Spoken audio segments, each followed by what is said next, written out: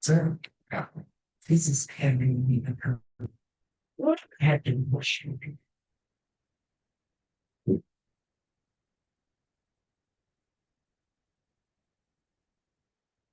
Isaiah, 'cause I don't know what's going on. I don't know what happened.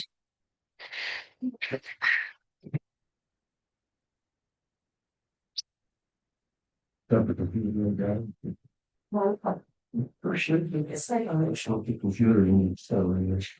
the OBS system wasn't already open, or like it never. So. You can work in the background and get it going. Everything. Isaiah, it's Laura with Millington Township. We're having trouble getting the Zoom thing up again. It's like open, but we recorded a 2-minute, 8-second video and now we can't get anything.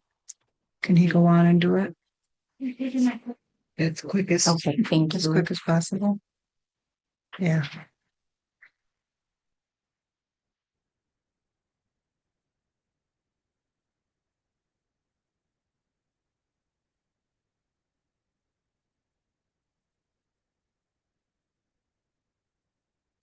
Christmas carols, maybe I need some Christmas music. We could have a sing along. We could. Is everyone good at singing?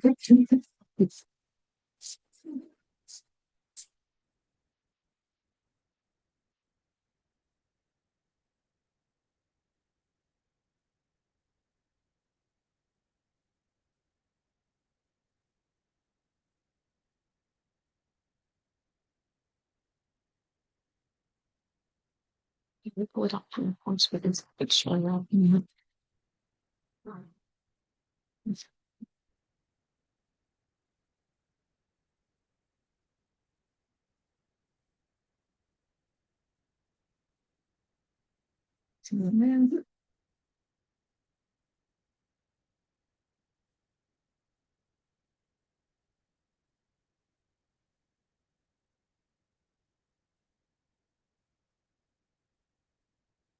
Yeah, it's just showing that picture.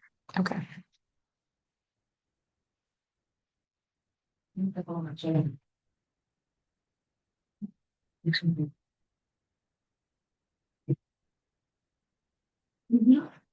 Probably muted right then.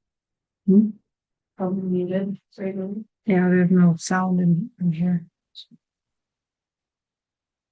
No, I'm here. Want to sing some Christmas carols? You can pick. Yeah,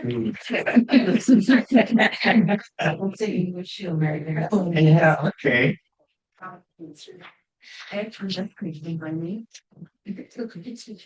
But I got it. No, I can hear Dwight.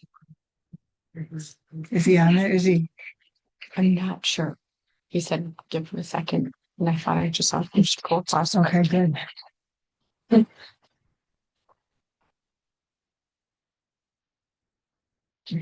gonna have to contact him. So this has to be. We have to be able to get on.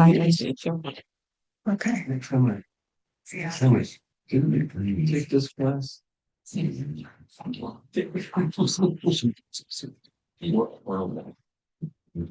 Okay, I can see us. So there are just too many things opened.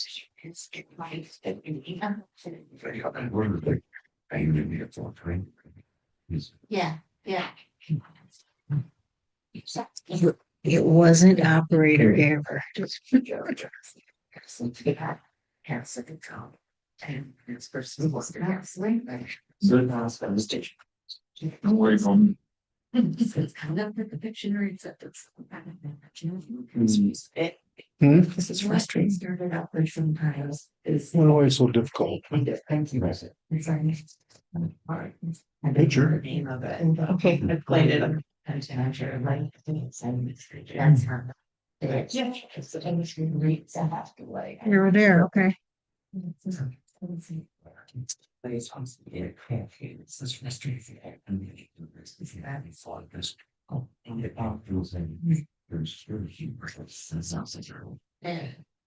Find it. We start again. We're on here now. Well, picture's not on here though. Picture's not being on. You one or the other, huh? Yeah.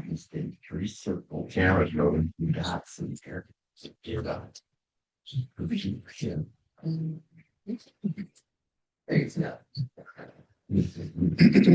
Backwards on here. Can we do this last night? Do you want us to manually move the camera, Isaiah? Perfect. Go ahead and move the camera, Jerry. Second. Backwards on here. All right, picture's on here now. Okay.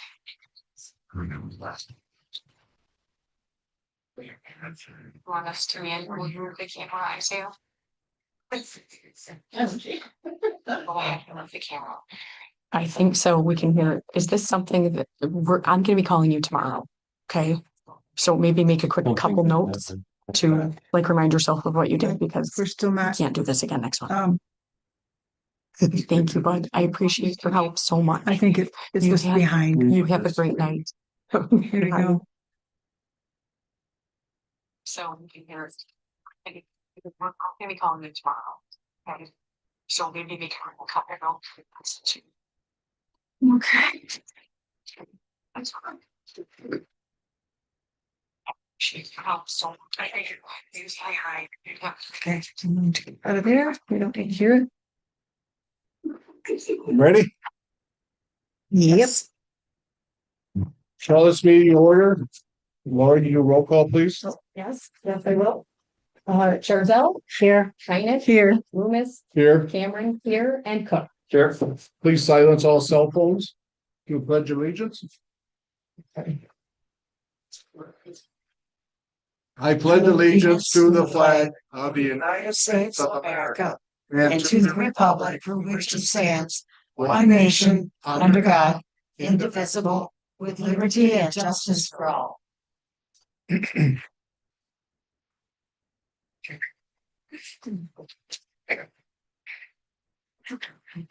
Okay, as per MTA's recommendations, this meeting will be over at 8 o'clock. Do we want to do action items by 7:45?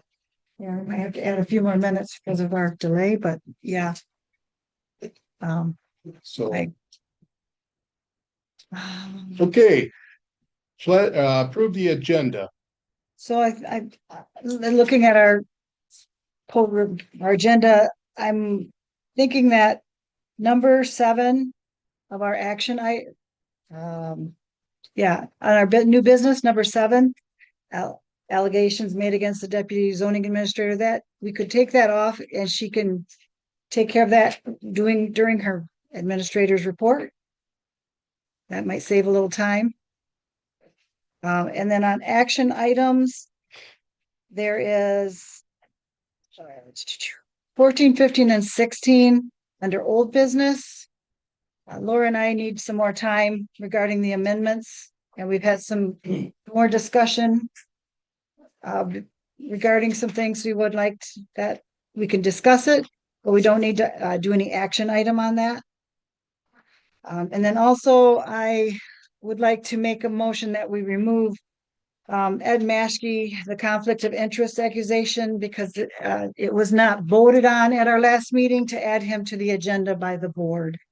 And I just want to stay with the policy. So that's the other item I feel needs to be removed. He's more than welcome to still speak during public comment. But to have him as an item he wasn't voted on. Well, I put him on the agenda because he did speak during public comment, and according to our agenda policy, agenda items intended for board action may be placed on the agenda by any board member by emailing the office administrator or the supervisor. He did fulfill all the policy. I don't want to get caught with a discrimination like we was before, so Well, that's why I put him on the agenda. okay, I'm just afraid if we put him on the agenda because it wasn't a voted on item, we're going to open ourselves up because of the person that was removed last month. Well, we vote on it tonight because, as I explained before, this is a tentative agenda. We vote on it tonight to make it an agenda. So that's why he's on there. This is only a tentative. He did fulfill all the fulfillment according to our agenda policy, so. But it wasn't made by a majority decision.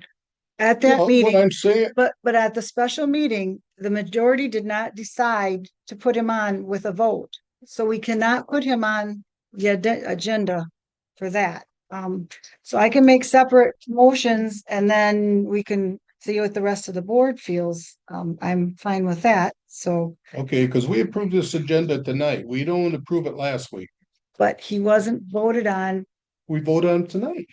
It has to be voted on the meeting before when he went the I meeting thought that it he said does. The policy. That's what we did with Steve Lay. Yeah. Well, that's not what the policy So- says. The so I'm- for the policy. I'm gonna make the motion and let the board to decide. Okay, So I make a motion, that we remove the agenda item, Ed Maskey, conflict of interest, accusations, and the zoning administrator forwarding draft amendments to Tuscola County PC without approval from Millington PC from tonight's agenda because it was placed on the agenda without a board determination that the matter is a board issue, as required by the township meetings agenda policy. The individual may continue to address the board during public comment, and the board may consider adding the matter to a future agenda by motion if it so chooses. Did you copy that agenda policy right there? Like I've heard. yes, right here. Whoop.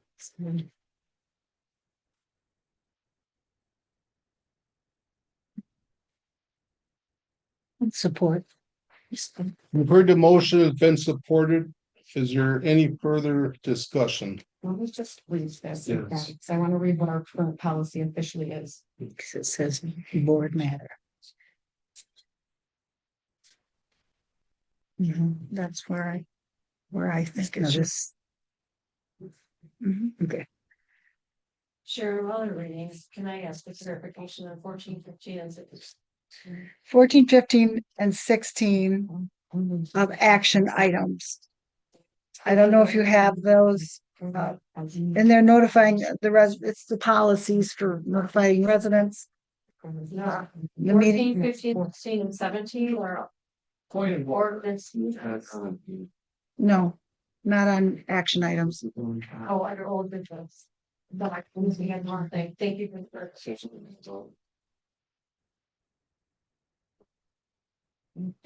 My mistake.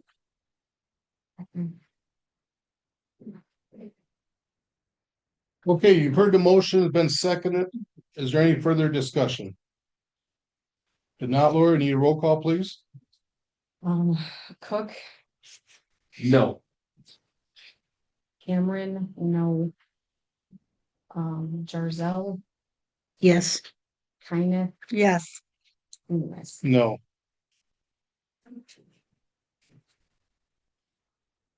Motion declined?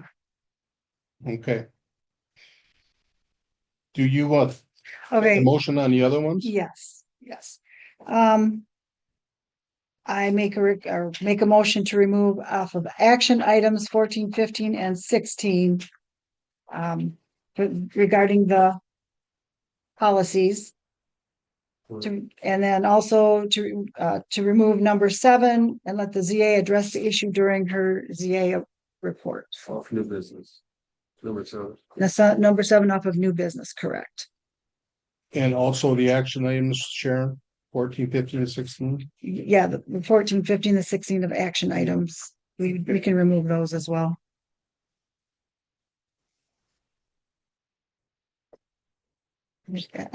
And also number 7, correct? Yep. Okay. You've heard, was there a second on that? Yeah, sure. Okay, Gerald. Okay, you've heard the motion, been seconded. Is there any further discussion? If not, all those in favor say aye. Aye. Those opposed, motion passed.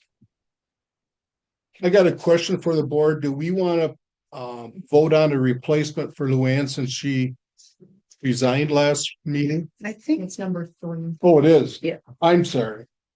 No, is that number for Luann? planning commission appointments. that's number 3 under action items. Okay, I was thinking it was the other.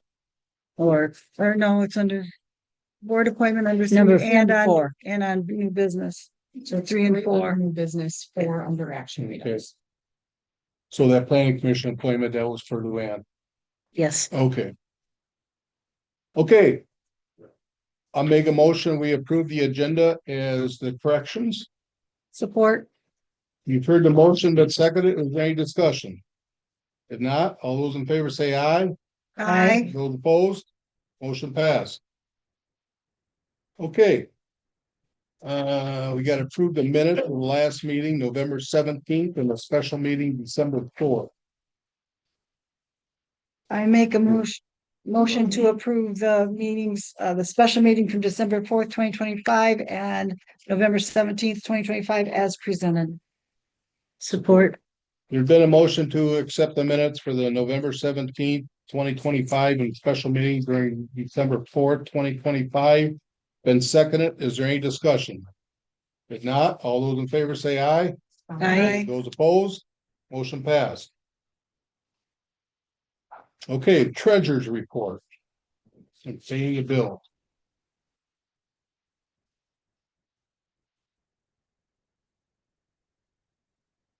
You see the paper, please? Oh, sure. Thank you. Sorry, I thought I went around.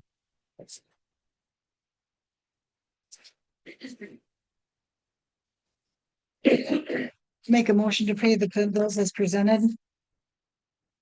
Support. There's been a motion paying the bills as presented, been supported. Is there any discussion? And now, Lori, we need a roll call, please. Joe, Yes. Tyner, Yes. Cameron, yeah, Cook, Yes. and Williams. Yes. Motion passed. Public comment. As of right now, you get one public comment. I want to remind everybody, so we're in the process of maybe changing that, so. Any public comment? Jackie?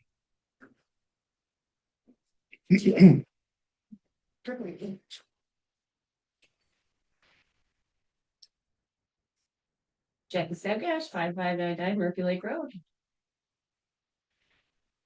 I'm speaking tonight to address 2 related points originating from the special meeting on December 4th. First, I need to correct a statement I made at that meeting. When the supervisor asked me, can an item be added to the special meeting agenda? My immediate response was no. And I apologize for providing that inaccurate information. My answer came from my previous experience as township clerk from 2020 to 2024. During that time, my focus, guided by MTA, was on ensuring compliance with the Open Meetings Act, especially regarding the scope of discussion at special meetings. MTA strongly advised removing the phrase "and whatever else comes before the board" from the special meeting notice because it implies the board could discuss or act on any topic. That guideline, that discussion must stay strictly within the notice subject, was what immediately came to mind when I was asked that question. When caught off guard, I mistakenly confused that rule with the separate technical rule about amending an agenda. To clarify, a public body may only conduct the business posted in the notice. However, if all township board members are present at a special meeting, the board may add any lawful business to the special meeting agenda. I would also note that the elected clerk had already provided this correct legal guidance to the board, citing correspondence with the township attorney prior to the question being directed at me. Secondly, I would want to clarify my current roles and attendance going forward. I serve as the administrative assistant and the deputy clerk. I do not regularly attend board meetings. My reason for being at the December 4th special meeting was strictly technical. I was there as the administrative assistant to help resolve the live stream issue. The questioning occurred as I was getting ready to leave, not while I was seated in a procedural capacity as deputy clerk. My roles primarily involve administrative support. They do not include providing unverified procedural or legal interpretations during board deliberation, especially since I am no longer the elected clerk. And as mentioned, the clerk had verified that information beforehand. I would appreciate it if what occurred at the December 4th special meeting did not happen again, as I should not be called upon unexpectedly to answer procedural or legal questions during a public meeting. Please rely solely on the township attorney or the elected officials for decisions and interpretations of procedure. Thank you. Thank you, Jackie. I apologize, Jackie, for putting you on the spot. Thank you.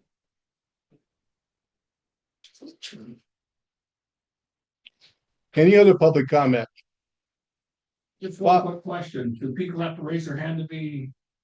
Yes, it would be helpful. No, or, Be recognized, yeah, it'd be helpful. okay. I'm just curious. No other public comment? Okay, quote on security cameras on Dropbox. That's new. For Michigan's voting law now, we did not need to buy a new Dropbox. The Dropbox is satisfactory.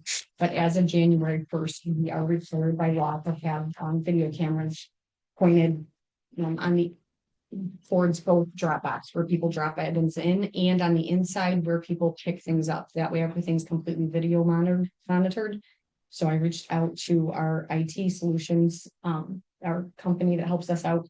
And this is the quote to install both of those security cameras. And this should be reimbursed by the state as long as we get it done before January 1st. And we don't pay sales tax. Oh, that's okay. I will bring that up. Okay, you only got the one quote? Yeah, I only Okay. had time to get one. No, I'm just asking. I thought that's all I seen. Quote for snow pusher for the township. That's me too. It's been brought to my attention that the guys with, the sextons who take care of all of our snow would like to buy a snow pusher with a rubber blade to help, keep the asphalt looking new as long as possible and do less damage. And there's two different quotes in here. We're looking at the one from Farm Depot for 4,000. Because that was cheaper than the other quote that we got. And this is just some background information past there. I had talked to Robert about coming up with money for that, and he had suggested that the fire account, the police account, the grounds and maintenance account, and the cemetery account all chip in $1,000 to cover the cost of the $4,000 snow pusher. So, This, go ahead. this quote from Farm Depot is for the snow pusher and the backline. No, two different sizes of snow pushers. So how Okay. was the $4,000 quote better than this? The oval at the bottom, It's got a back blade on it also. Right? that I'm not sure of. I talked to the guys and the guys told me which one we wanted to go with, so I just went along with that. Because the first one here is the snow pusher with the, got the rubber edge already on it. Okay. 96 inch. Right, so is the Farm Depot two different units that they're quoting? One's a 7-footer, Yeah. one's an 8-footer, One's an 8-footer, Okay, but 84.96. this is.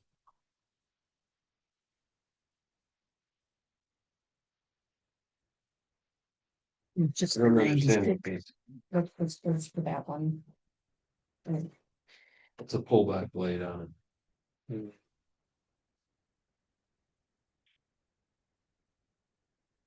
So you're stating that the one from CMR Tractors is like two items? I'm thinking, but I'm not for certain about this, but I think this back drag is part of the quote for Farm Depot. I can't say it for certain, but I'm thinking that's what it is. Where it's in the quote for Farm Depot, or I mean CMR. So there's not a back drag kit on the one from Farm Depot? Yeah, it says the pullback blade, so I assume, but I don't know that for sure.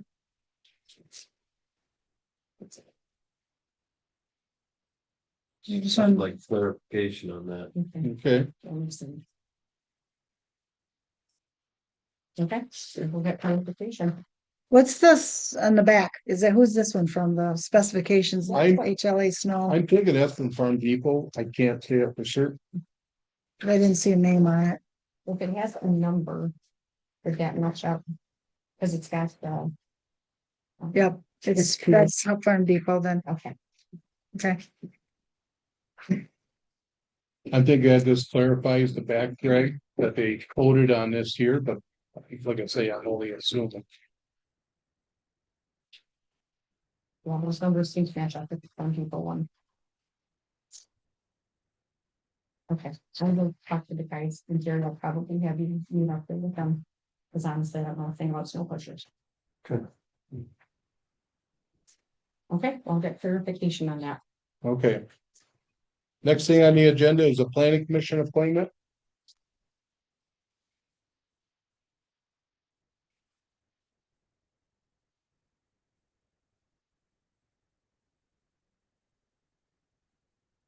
Well, we need to appoint someone to the planning commission. Um. From a liaison you're talking, Yeah. from our board?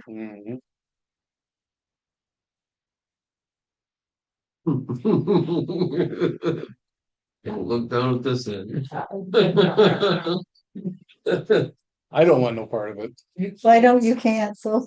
I know that, I'm You just got the saying, lucky I, straw. don't look this way, Cannot. don't look this way.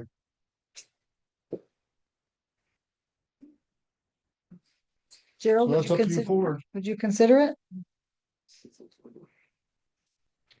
If you gave up the fire board, so you didn't have so much on your plate? I would consider it, but I can't do all the trainings and stuff that need to be done to learn how to do it. I don't know.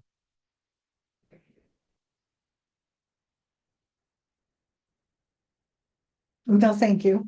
I have my Somebody's plate. gotta take it. If the trainings could be online, if there's a way we can get you trained online, I could probably swing that, but I think that's what you did, didn't you? Yeah, I did quite a bit online. MTA does the classes and a lot of that you've already had with learning for this board, and it's like a review with a little extra for the planning commission. But a lot of the individual things that are a little bit different on the planning commission, you can do online. And that you can do in an evening or at your own leisure. If you accept, I'll nominate you.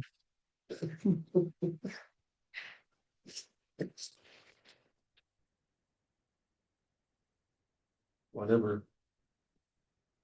I nominate Jared Cook to take the planning commission liaison. I'll support that.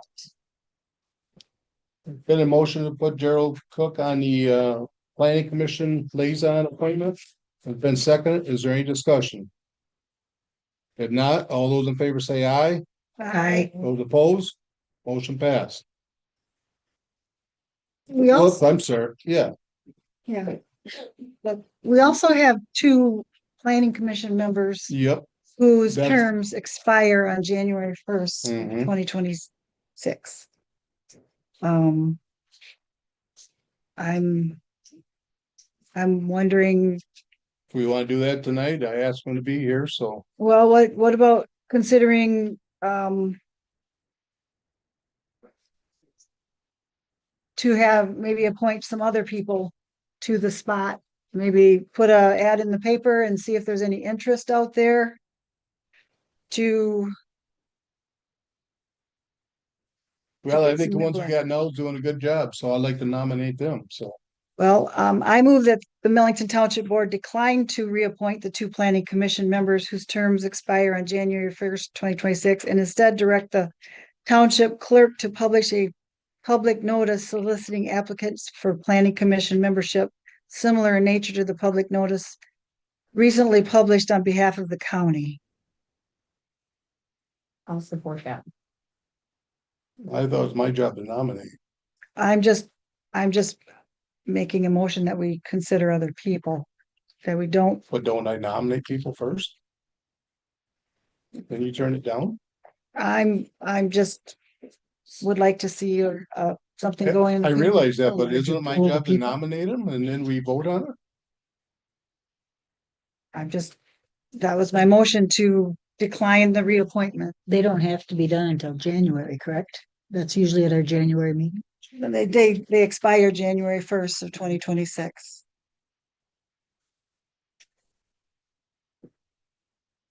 Well, I think that motion's out of order because I think I should nominate him and we vote on that and then we, We'll spread that from the notes. Well, Well, it we've has got a been motion supported. and supported. We do need Yeah, to I vote said it's on out it, of order. but we have to vote on it because it's been supported. I nominate Matt Opperman and Can you Stuart do them and one at a Doyle time? Fletcher. Can you do them Yeah. one at a time, please? I nominate Thank you. Matt Opperman to the planning commission, re-up for another 3 years. We need support for that. I'll support that. There's been a motion, it's been supported. Is there any discussion? Would anybody like to talk to Matt? Any disagreements or anything? He's right here if you want to talk to him.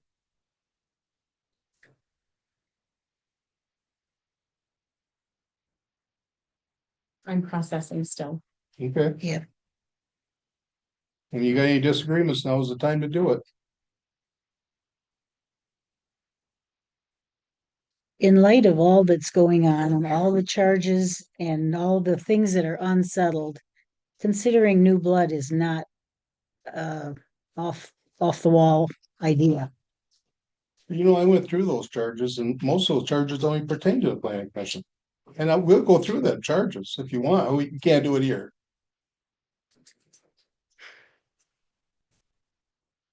But most of those charges are bogus. Well, that's why it would be a good action to send those charges on.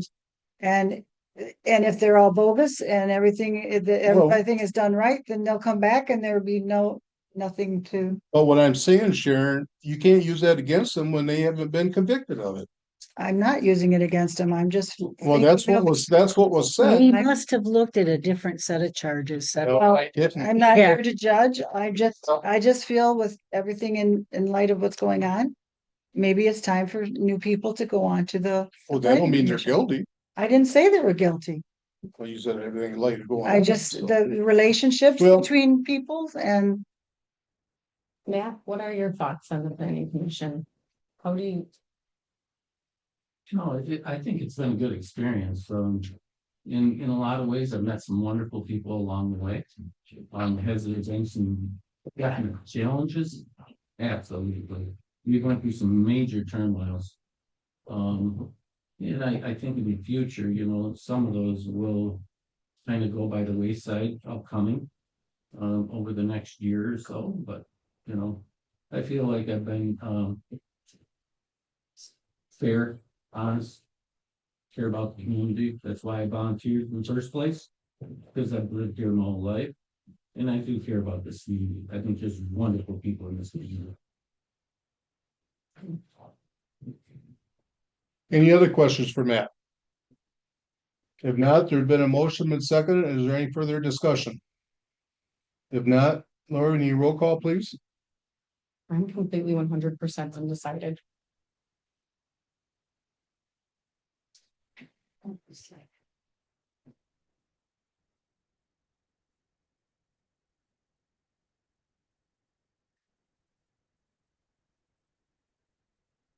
Where did we table this to that action items part at all? yeah, we really should wait. And I got, You bet. Okay. So that'd be part of number 3. 3 on action item. Yes, and sorry, we voted on Gerald, but. So to get ahead of myself. Yeah, that's. Okay, the next nomination is Doyle Fletcher. Any questions for Doyle Fletcher?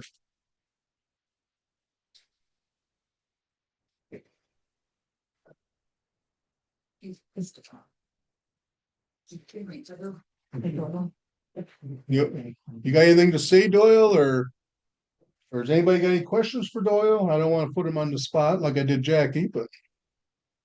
Anybody's got any questions, now's the time to ask them. Okay, Doyle, I appreciate you standing by what you believe.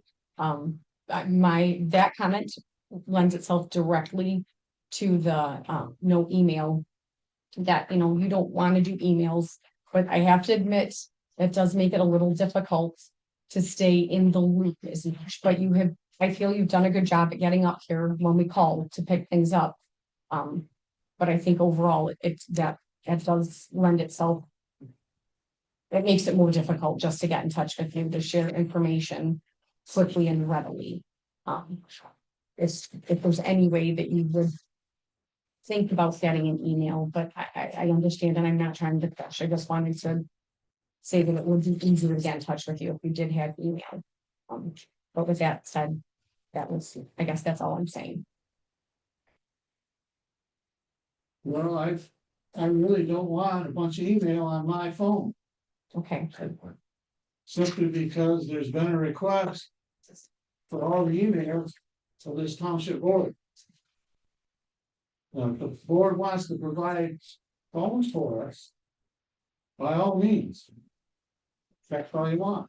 okay. Has there been a problem with the way we've been doing it? As far as Doyle picking up the information? There have been times where we've been in there and we're trying to get information out and it's, okay, we've got to get a hold of Doyle, his voicemail's full, we didn't answer. So that has happened a couple times in the last year, nothing drastic, that's all of it. I was just saying it would just be easier if he had an email and he could check it, at his convenience. And I believe he did clean out his voicemail box when I brought that to his attention, because if we can't leave a voicemail message, it's very hard to get a hold of someone that way too. And I believe he did correct that. So it's not a major issue, but it's going forward, how, just staying in touch with everyone and getting items to him at a timely manner. Sometimes that does affect it. That's all. Yeah. Any other questions for Doyle? Okay. Border review appointment. You really against the wall, or I've asked, I don't know how many people for board appointments. Brittany came in, or I got a note from Jackie that Brittany Hartston, I guess you pronounce her last name, was interested in helping out the township, whatever she could do. So I asked her if she could do the border review, and she accepted. Brittany, would you like to come up and introduce yourself? Sure. If you don't mind.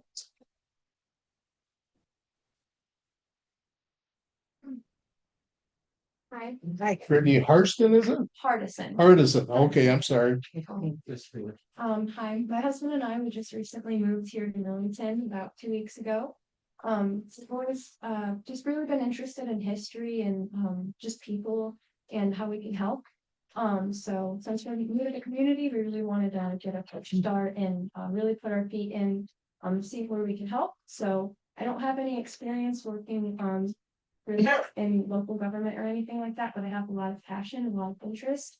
I really love my country. I want to see the country just be good. I just want to see it in a better light than I guess I have in the past few years. And I know that starts locally and with whatever I can do. So I guess I have a lot to learn, but I have a lot of ambition and a lot of love. So whatever I can get trained to do, I'd really like to see. Yeah. So you are willing to do training, you said. Yeah, Now, absolutely. Robert, would this be an alternate or on the board? She'd be an alternate right now, but I understand we have a meeting Tuesday that this would be the last year for Larry Jensen and also Nyla Schmutt. I thought she'd be a perfect fit to get in there and get some training with them guys because they got a lot of knowledge. Very good. Okay, So, and I'm glad she stepped up to the plate because I didn't know where else to go. And thank you. Yeah, so, Nice to meet you. nice to meet you too. Thank you so much. thanks, Brittany. Thank you.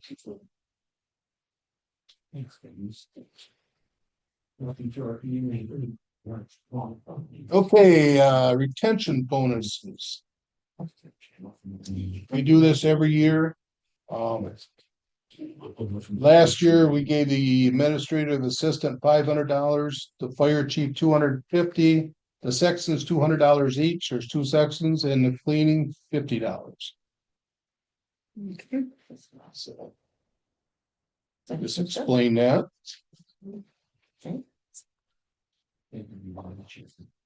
Any questions on that? Okay. Address correct public allegations, open meetings, lack violations of township board. I'll do that. At the last meeting, it was said that that we as the board had violated an Open Meetings Act based on a text message that was sent to a group text message. We have a copy of the text message. Just sending a group text message does not violate an Open Meetings Act. I'd like to just bring out the fact that under MCL law 15.262D, a meeting occurs only when a quorum of a public body gathers for the purpose of deliberating towards or rendering a decision on public body. The text message that was spoken of was strictly informational to update the board members and did not involve any deliberation. There was no debate, decision-making, or any exchange of viewpoints between a quorum of board members. That's the basis of everything. I don't want to drag it out, but I just wanted to Clarify. Yeah, to clarify that there was no Open Meetings Act. And if anyone wants to see that text message, I have a copy of it here and on my phone. So that is that. Okay. Number 8, FOIA. Update FOIA quorum and procedure. That is me again. As was brought to our attention, that our FOIA form has to deliver the requested information. The cost is 37 cents per mile.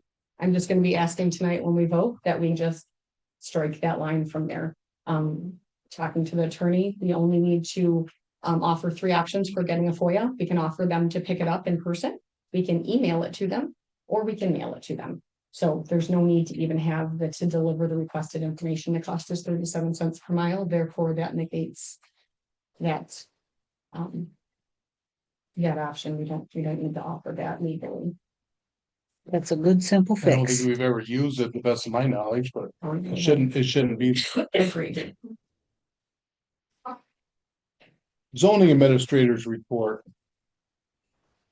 If everybody's done with that.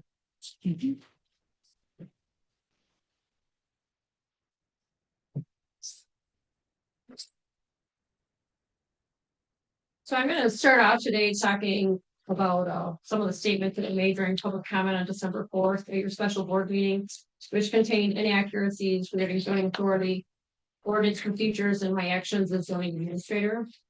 I believe it's important that the public record accurately reflects these facts, the applicable ordinance provisions, and the township's established processes. First of all, during public comments, it was alleged that the deputy zoning administrator visited a resident's garage to inspect wooden shelves being built inside the structure. This claim is inaccurate. First, the interaction referenced occurred weeks before the individual was appointed as deputy zoning administrator. At the time of the alleged conversation, he had no official zoning role and therefore no inspection authority. The interaction was between 2 private individuals, not a zoning enforcement action. Second, the Millington Township zoning ordinance does not regulate the construction of wooden shelves on an existing garage, nor would such work require a zoning permit or an inspection. No complaint was filed, no inspection was conducted, no zoning enforcement authority applied in this situation, and the account provided during the public comment was false. I would also like to address a public comment alleged that I stated in 2 meetings that no names were listed in my outline of potential charges against planning commission members, and that the document no names on page 7. I would like to reiterate that the October 20th, 2025 document is expressly described as not a formal charging document, and clarify that the 4 names referenced were taken verbatim from planning commission meeting minutes, documenting a formal vote held on March 10th, 2025. Inclusion of these names is not an allegation, but a restatement of information already in the public record. When I stated that no names were included, I was referring to the fact that the outline did not assign culpability, make findings, or charge any individuals. It was prepared at the board's direction to compile a procedural history for legal review. The claim that the document damages the reputation of 2 people misrepresents both the content and the purpose of that outline. The document references 4 commissioners as part of a described public record vote. It does not assert guilt, it does not make findings, and it cannot damage reputations by restating information that is already contained in the approved public record of planning commission meeting minutes. Finally, I'd also like to address a public comment that was made that I sent draft zoning ordinance amendments to the Tuscola County Planning Commission before the Planning Commission reviewed them, and without informing the Planning Commission.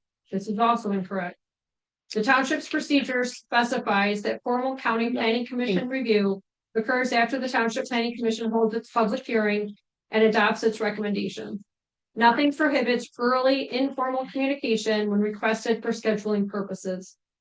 The county planning commission chair specifically requested earlier notice. My November 5th email, which I have included for your review, provided a courtesy notice only. It did not initiate a formal review. The draft amendments were distributed to the planning commission in its meeting packet prior to the November 13th meeting. The planning commission held the required public hearing and voted.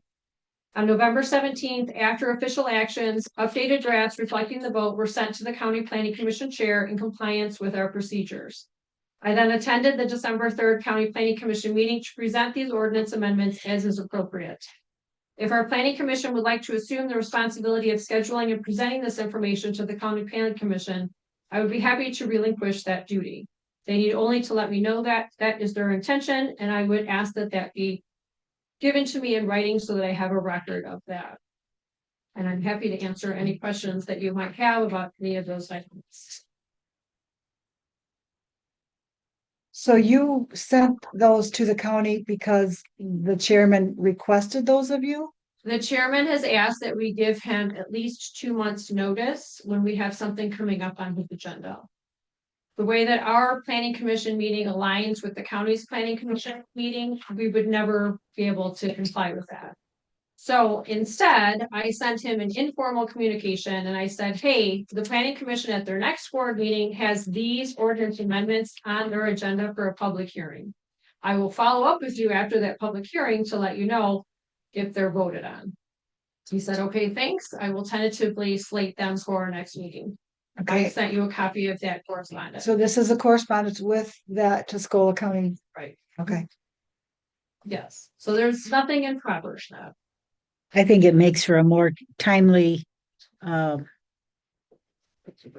it's adoption of things too. If they know what we're working on, they know to look for it. Our commission votes on it and you've got time to get it to them. They're already familiar with it. They can look for the changes. And it does make sense, a smoother operation all the way around. Well, Thank you for clarifying that. It was done at the request of the county chair to give them more information about what we potentially had coming up for their agenda. Any other questions? so would he have reached out to the planning commission themselves? I have been acting as the liaison between our planning commission and the county planning commission. So no, I would assume not. Okay, Again, if the planning commission doesn't want me to act in that capacity, they simply need to let me know that and they can certainly take over that responsibility. I have a question on the clarification regarding the deputy zoning administrator. So that took place, did that say before he was even? Yes, it's my understanding that it took place several weeks before he was sworn into this role as deputy zoning administrator. Okay, and no, like, there was no complaints filed. There's nothing on file relative, we don't have an ordinance that governs construction of shelves inside of private residence. Okay, thank you. Certainly. Peggy asked me to have some clarification on this. Do we want to hear it now? what do you mean? Well, she wants to clarify exactly what happened. She spoke at the last meeting. I'm asking if you want to hear it now or during public comment. We already did public comment. Well, there is another one. No, you said there was only one and. No, I said you can only speak at one. So I also have those ordinance amendments that we spoke of, but you have them further on your agenda under old business. So I'm assuming that you want me to speak to them then. Back to Peggy thing, I think she should speak to the comment.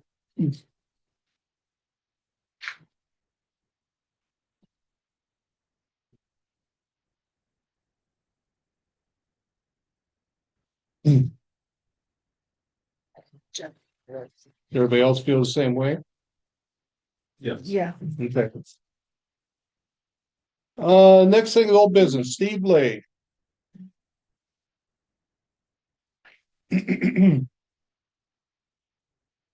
and Steve, can I ask a favor or a question? Due to our time restraints, if we Yeah. can try and stay to about 2 minutes, if at all possible, would be appreciated. And I understand there's a lot. Two copies here for you. Yeah, one for you, one for the. Are you gonna go over what you had gave us before, Steve? Maybe. Okay.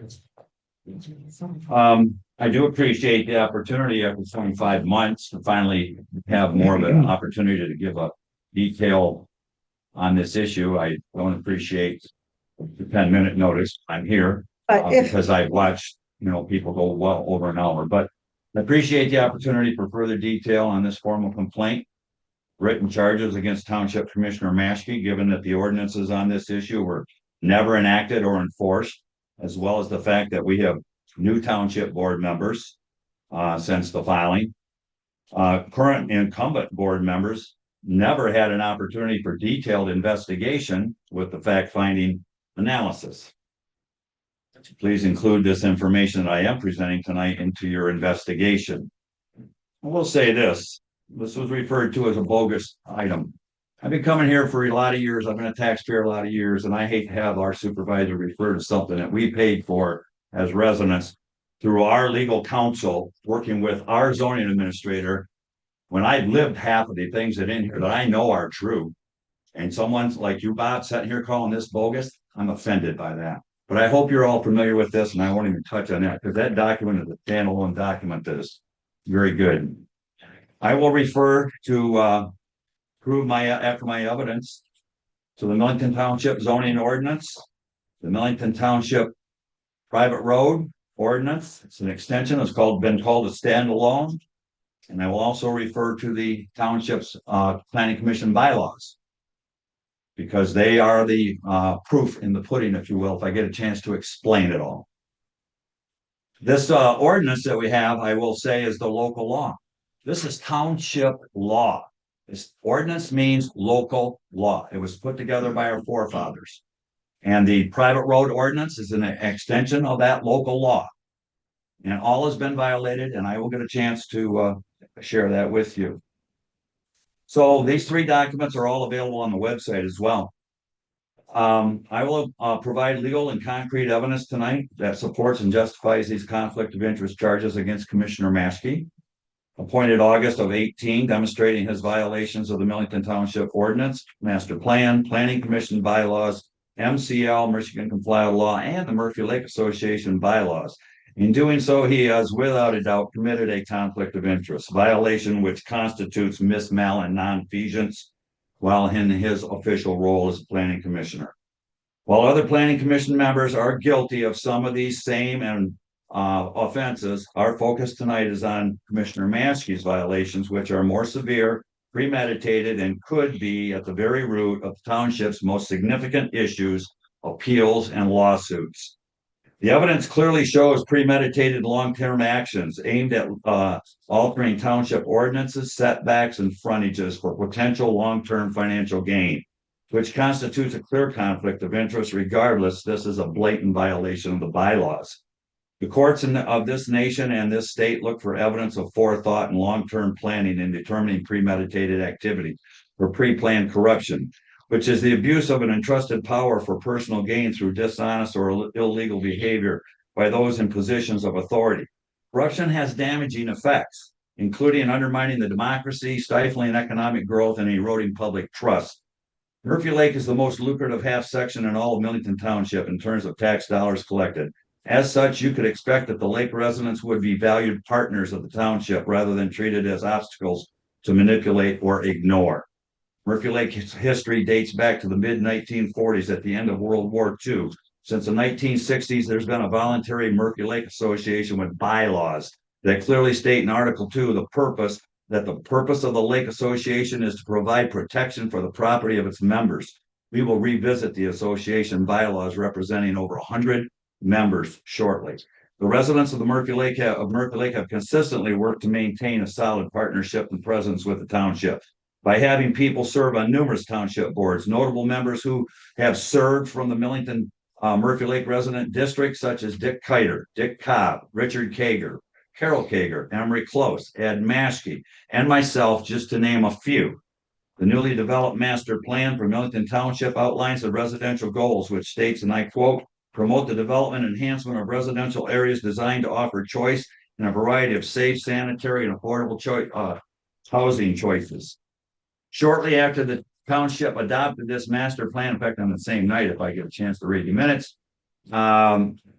the short-term rental STR businesses were being established in the LR district. This is a 180-degree opposite of the master plan goal. STRs remove safe, affordable housing from the market, displaces families who could otherwise raise their children in those homes within this school district. This shift costs the local school district roughly $11,000 a year for each student's lost full-time equivalency or FTE status. Additionally, this escalating housing costs associated with STR housing makes it far less affordable overall. The master plan explicitly encourages the improvement of residential development around Murphy Lake through a partnership between the township and the property owners. However, with the rise of short-term rentals STRs, we are losing residential properties at the lake, not gaining them. Make matters worse, Millington Township officials have failed to engage with Murphy Lake residents, the Murphy Lake Association, or any of the members of the association's 9-member board of directors, either formally or informally, regarding the STR issue. No surveys, no questionnaires, nothing. This disregard for the voices of the lake residents is especially troubling, given that over 100 signatures were submitted to the township multiple times at planning commission and township board meetings requesting that they enforce the existing ordinances. The failure to respond is a blatant indication of the township's neglect in engaging with the community. You know, what kind of partnership? For 2 years, we've been wondering, what kind of partnership is this? Some partnership. Since the STR issue is in our LR districts began, the residents of Murphy Lake, Mr. Close, and many others attend every meeting of the township, demonstrating that we, Murphy Lake community, would be a strong partner with the township if given the opportunity. As outlined in the township master plan, Murphy Lake residents have collected extensive documentation and video evidence related to this issue, as well as many other township policies, procedures, and activities of business. Our July 10, 23, at the planning commission meeting, I presented 2 emails from the township attorney Laura Genovich, the township supervisor Robert Loomis, one dated April 28th of 21, and the other dated over 2 years later, June of 23. Both emails explicitly stated that the short-term rentals STRs were not permitted in the residential district. A week later, in July of 23, I presented the same 2 emails to the township board in front of more than 50 Murphy Lake residents, most of whom were members of the Murphy Lake Association. They were stunned when the planning commission member and nearly 30-year president of the Murphy Lake Association, Ed Maschke, stood before them and literally yelled at the township board while pointing his finger at this board and shouting, "I knew this would happen. That's why I wanted you to pass the new amendments." The audience was visibly upset, made it clear that they did not want any new amendments. The lake residents immediately began questioning why Lake Association's president Maschke was advocating for STRs in the LR district. After all, for 2.5 years, he'd never brought it up as a topic at the Murphy Lake Association members meeting, despite the fact that the main purpose of the association, as I initially pointed out, is to provide protection for the property of its members. That meeting served as a wake-up call to the Murphy Lake Association and members, revealing that their president was not keeping them informed.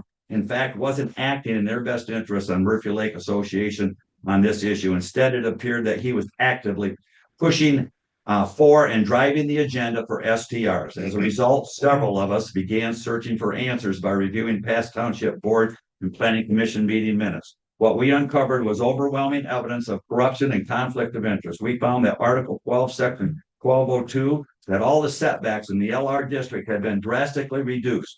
We asked ourselves, who brought it up and why? The charges of conflict of interest against Maschke, Commissioner Maschke, are well documented and span 2 pages, supported by the evidence of the Township Planning Commission's own minutes, as well as the Millington Township Planning Commission's bylaws and the township ordinances. A minute more here, and a few minutes more. In November of 23, I presented these charges backed by irrefutable evidence at the Township Planning Commission meeting.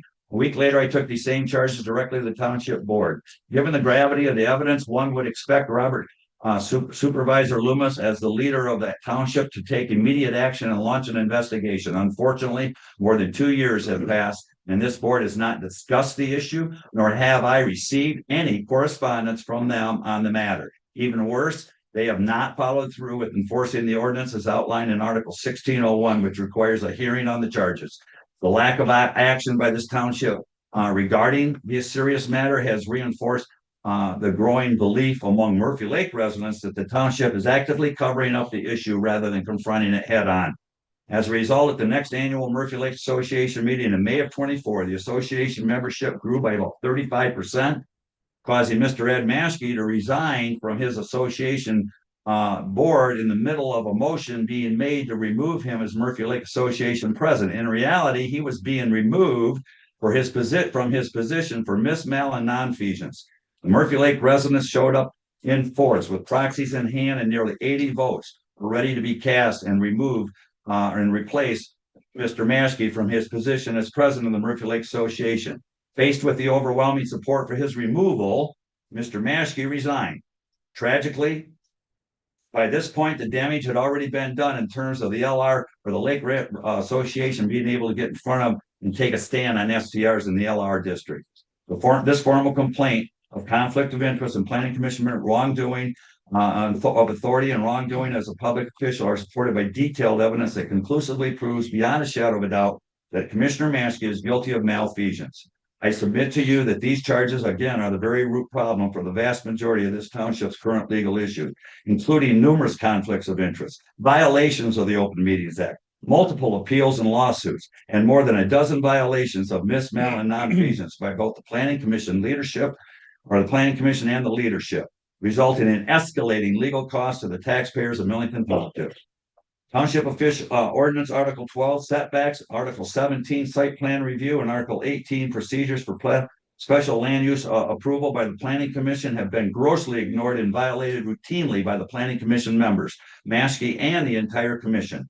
Such was the case with the mud bog proposal, the Tri-County Aggregate TCA SLUP, the reclamation plan extension, as well as the TCA resale permit. Such was the case with the STR permits issued on Murphy Lake and countless other individual and business requests and special land use permits over the last many years. Let's take a detailed look at the 26 pages of original complaint from November of 23, the Planning Commission minutes outlining the charges of a wrongdoing by a public official. As Mr. Bob Worth stated 2 years ago, when these charges were filed, he was serving on that board back in 2019. And when these charges were filed, he was questioned by this board on this issue. And he stated it's in the minutes, and yet we wait 25 months. Let's also examine page 3, section 5 of the Millington Township Planning Commission's bylaws. It's crucial to note that Commissioner Maskey is one of 2 property owners who owns many hundreds of feet of vacant lakefront property and approximately 10 acres of Murphy Lake, all of which are zoned LR residential. By reducing lot sizes and taking frontage and lake frontage requirements, property frontage becomes more valuable. It's not rocket science. And if you read the bylaws on page 3 of the Planning Commission bylaws, it talks about conflicts of interest. Now, it's real short. Before casting a vote on a matter in which a Planning Commission member may reasonably consider to have a conflict of interest, the member shall disclose a potential conflict of interest to the Planning Commission. Failure of a member to disclose a potential conflict of interest is required by these bylaws constitutes malfeasance in office. Conflict is defined. If you skip down item number 3, Mr. Opperman is directly guilty of number 1. That's no joke. Number 3, the Planning Commission member owns or has a financial interest in the neighboring property. Purposes of this section, a neighboring property shall include any property falling within the notification notice for the application or proposed development as required by the zoning ordinance and the applicable ordinances. And I would just say that if you want me to go through each one, I gave each of you a grid to try and help you understand the minutes of 7 months from 2019. And I hope you looked at this grid. Have you got this document here? This document here was a way to help you figure out what those 7 months were of minutes. If you want me to take 3-4 minutes and hop through it, I will, because they're right here. Okay. And what it says in here, by the way, is these ordinances, which doubled from 35 pages to 66 pages back in 2020, after all the years of being about 35 pages long, The main increase in size was due to additional verbiage for solar and wind energy and roadside stands and farm markets. MTA would have said this is your canned stuff, add it to your minutes. The only other thing that got opened up in all of those minutes from 2008 to 2020 was the LR district, the setbacks. And if you look at page 22 of your ordinances, and I think you have a copy of that as well, you will see that page 22 of the ordinances, it was highlighted and outlined for you to see that the only thing, we didn't touch any of the other zones, just LR. In 08, well, let me just tell you this. In the 40s, there was a 50-foot lake frontage with a 5.2 side saddle, if you will, on the sides, 5 and 2 feet. And then, let's see, 1975, they increased it to 20,000 or 12,000 square feet and 80 feet on the frontage. In 2002, it moved to 30,000 square feet of lake or of lot size and 150 feet of lake frontage. In 08, it went to a full acre for lot size, a full acre, because we have to have drain fields and septic or wells. So, and then they dropped it to 110 on the frontage. But in 2020, the LR district went back to the 60s and 70 levels of 12,000 square feet and 80 feet of frontage. And the minutes proved very clearly that Mr. Maskey was pushing for 50 feet and 5.2. And Wade Trim had a problem with it, and Mr. Worth, thank goodness, questioned him. It's right in the minutes. And then Mr. Worth, at a couple of meetings in now 7 months, he said, "Whoa, let's pull that in." Then he brought up 10.2, and Mr. Maskey, it says right in there, he read the minutes on 10.2, and then he moves to go back and re-look at something they settled on the setbacks through Wade Trim a month earlier. Because he's seen 10.2, you have to have a minimum lot size of 12,000 square feet to be able to get any kind of a permit. If you look at 10.3 and 10-2, the standalone. So that's the other reason I brought that evidence. I could go through this, but I'll just tell you this in the grid for time. If you went through all the minutes, Mr. Lumeth, you would find accurately that Mr. Maskey made 31 references in those 7 months worth of minutes. Counting supporting correspondence, he brought it all in. Requesting proposals, making motions, seconds, and voting. He had 31 hits, 31 references in the minutes in 7 months. The others on that board at that time had 11, 12, and 13.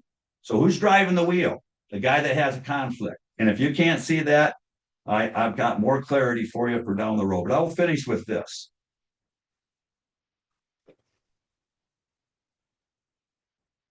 When a planning commission member is guilty of unethical conduct such as violating the law and creating a conflict of interest which constitutes malfeasance, according to the township's planning commission bylaws, the board has no option but to follow the law.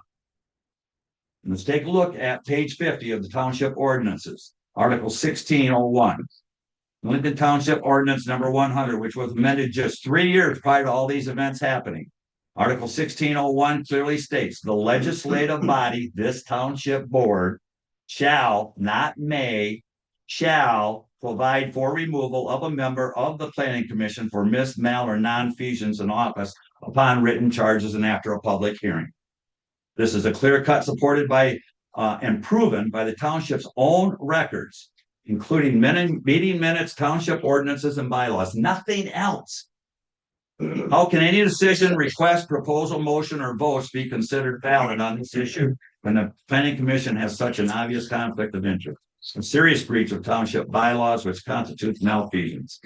This case involves key provisions of the township ordinances, especially Article 12, page 22, which includes the section setbacks, lake frontage, as well as impacting the issue of short-term rentals, STR, in the LR district. Legal remedies for this violation could result in civil and criminal penalty, including fines. Additionally, decisions made with an undisclosed conflict of interest can be challenged and overturned in the courts.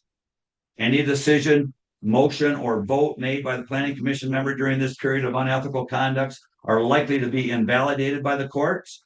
I urge this board to reconsider any repeal or actions, including amendments taken by the commission related to this issue during the extended violations of this misconduct involvement. Commissioner Maskey may claim that he has not profited from sold property or built a short-term rental in relation to this issue. However, this argument is irrelevant as outlined in Section 5 conflict of interest, especially item 3 of the township bylaws. He's in the vicinity. Additionally, Commissioner Maskey might argue that the reductions of the setbacks was intended to allow property owners to rebuild if structures on the lake were damaged by fire. However, building codes in the health department already govern the options for rebuilding.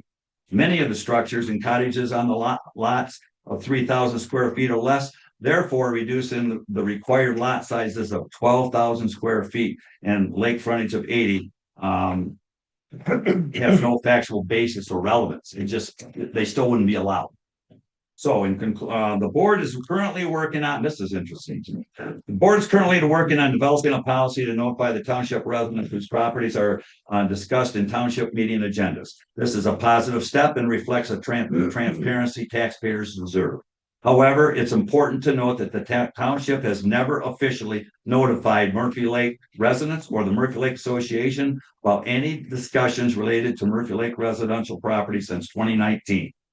We were never invited to a workshop, nor did we receive a survey regarding the STR issue in Murphy Lake, despite multiple requests. Instead, the only communication took place with Commissioner Maskey, and that was never formalized in writing. In fact, after 4 years of behind-the-scenes discussions, honesty and transparency with the taxpayers only came to light when I asked Supervisor Robert Loomis on June 27th of 23 whether it was legal to operate a commercial business on our Lake Residential District. The response revealed that Supervisor Loomis had known the answer for over 2 years, yet chose to ignore the township's legal counsel and failed to enforce its findings. This too constitutes clear nonfeasance. Nonetheless, that is another issue this township and the board will have to address in the near future. Conclusion today, however, this board has again provided evidence of a violation of the Planning Commission's bylaws, Section 5, conflict of interest. Item 3 of Commissioner Maskey. With these written charges and formal complaint, again, according to 1601, the township ordinance, you must provide a public hearing on the matter. If a conflict of interest exists, then this legislative body shall impose our local law that our forefathers put together and are watching you closely. I appreciate your time. If you have any questions on any of those things that I submitted, I know I left them for you for a few weeks. I just wanted the new evidence to go into your investigation. Thank you, Steve. We good? Thanks, Steve. Thank you. Okay. Ed Motzky. Match. Okay, just hand out here. Yep.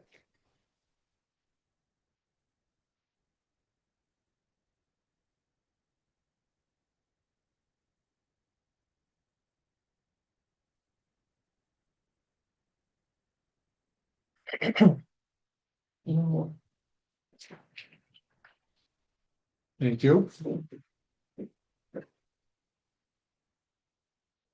Thank you.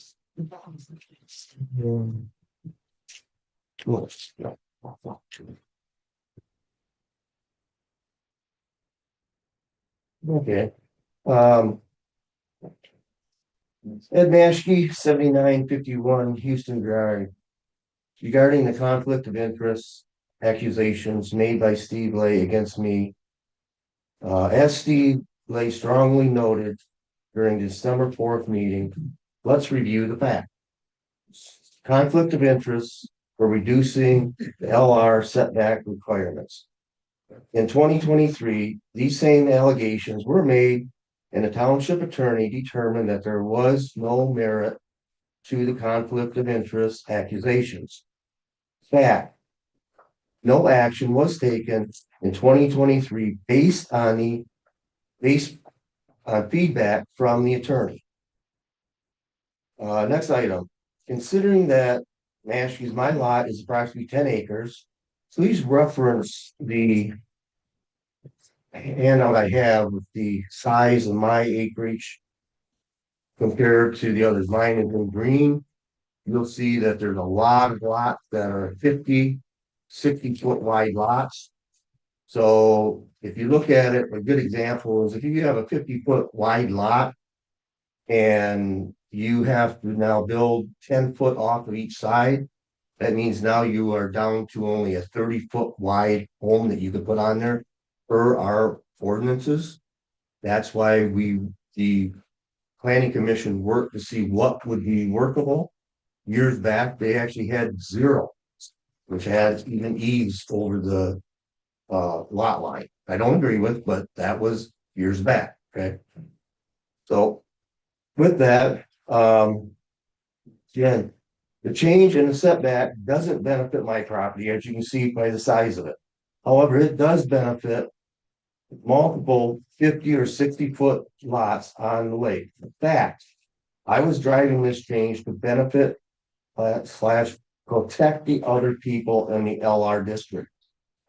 Per the planning commission bylaws section that Steve Lay highlighted in his accusations, and originally I actually had it correct. Reference section 5, I just wrote in there 3. It is section 5, paragraph 3. Okay, so I actually didn't need to correct that. Of interest document. The planning commission board member owns or has financial interest in a neighboring property. And let's highlight this next section.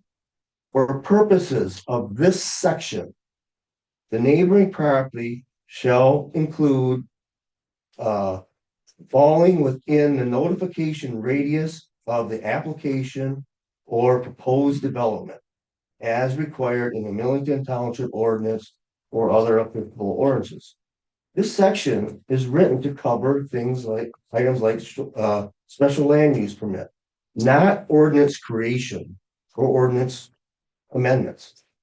If it was to cover ordinance creation or ordinance amendments, then Luann, Zarzell, Opperman, and Pletcher couldn't vote on any ordinance creation or ordinance amendments that are in the AR districts. Also, Alvin Zeviks couldn't vote on any ordinance creation or ordinance amendments that are in a business related atmosphere. Fact, this section of the bylaws is not written for ordinance creation or ordinance amendments. Number 4, ordinance amendment was approved on 1/20/2020. Mr. Matt, myself, property has not been subdivided once since the first purchase in 1991. In 2024, a 32 by 56 shed storage barn was built on the south side of the property. The house and a large garage is located on the north side of the property. Therefore, the parcel is not vacant land, as Mr. Lay stated. Fact, this reduction were not done so I could divide the property into more saleable lots. It just doesn't make sense. Next, the conflict of interest regarding short-term rentals. Again, when we started looking at this, we wanted to allow people to rebuild if they had a total loss. Alvin actually brought up situations that he was aware of in Cass City where people would have a total loss and they could not rebuild their house because the setbacks stopped them. Again, the property on Murphy Lake, the lots that are 50 foot, 60 foot wide, they're not going to get pregnant. They're not going to get bigger. You need to have your ordinance protect those people's property. And that's why we went down this path. So again, the first section is really going back again over what I highlighted earlier for the section 5, paragraph 3. It just, again, showing that, it really is for the fact that is the section is for of the bylaws is not written for ordinance creation or ordinance amendments. The final STR ordinance amendment dated April 15th, 2024 was unanimously approved by the Township Planning Commission, the Pascola County Planning Commission, and Millington Township Board. We followed every procedure correctly. We had multiple public meetings. We had put it in the paper what these meetings that we were having were about. So I mean, everyone had their opportunity to speak. We listened to both sides of short-term rentals, planning commission did. Again, with that, even if I would have abstained from voting on this amendment, it still would have passed and the outcome would remain the same. Considering the above facts, I request this board should not proceed with any further action based on these unjustified accusations. Thanks for your time and consideration. Is there any question? At this time, I'd like to then move on to the excuse me. Move on to the information that was sent to the Tuscola County Board.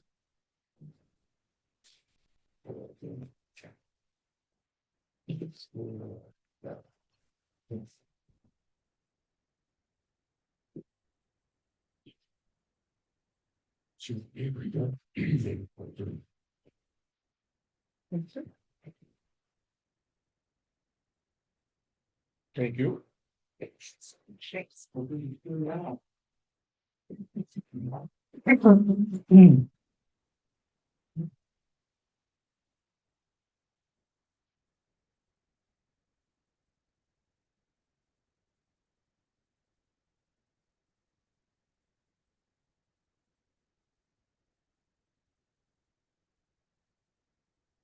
I used to wear glasses, but they do it all. They dizzy too. Yeah, Ed Maschke. 7951 Houston Drive. This is to address the zoning administrator forwarding non-approved draft documents. As noted during the December 4th, 2025 township meeting on November 5th, the zoning administrator forwarded draft ordinance amendments to the Tuscola County Planning Commission. This was prior to the Millington Township Planning Commission ever seeing the drafts, a public hearing, or any approval from the Planning Commission board. You reference the email that's attached to it, same one that Tammy as zoning administrator has provided. Through our bylaws, correspondence, the secretary or administrative assistants shall be responsible for issuing formal written correspondence with other groups or people as directed by the Planning Commission. All communications, petitions, reports, or other written materials received by the secretary shall be brought to the attention of the Planning Commission. There have been times that during Planning Commission meetings, the board has voted to allow other individuals to cover specific secretarial correspondence tasks. Again, this is after the Planning Commission votes to allow. For the zoning administrator's job description, special duties and responsibilities, item 5 states, suggests changes in the zoning ordinance and general ordinances to either the Planning Commission or Township Board. It does not say to present these suggestions as drafts that have not been approved by the Planning Commission or Township Board to any other groups or people.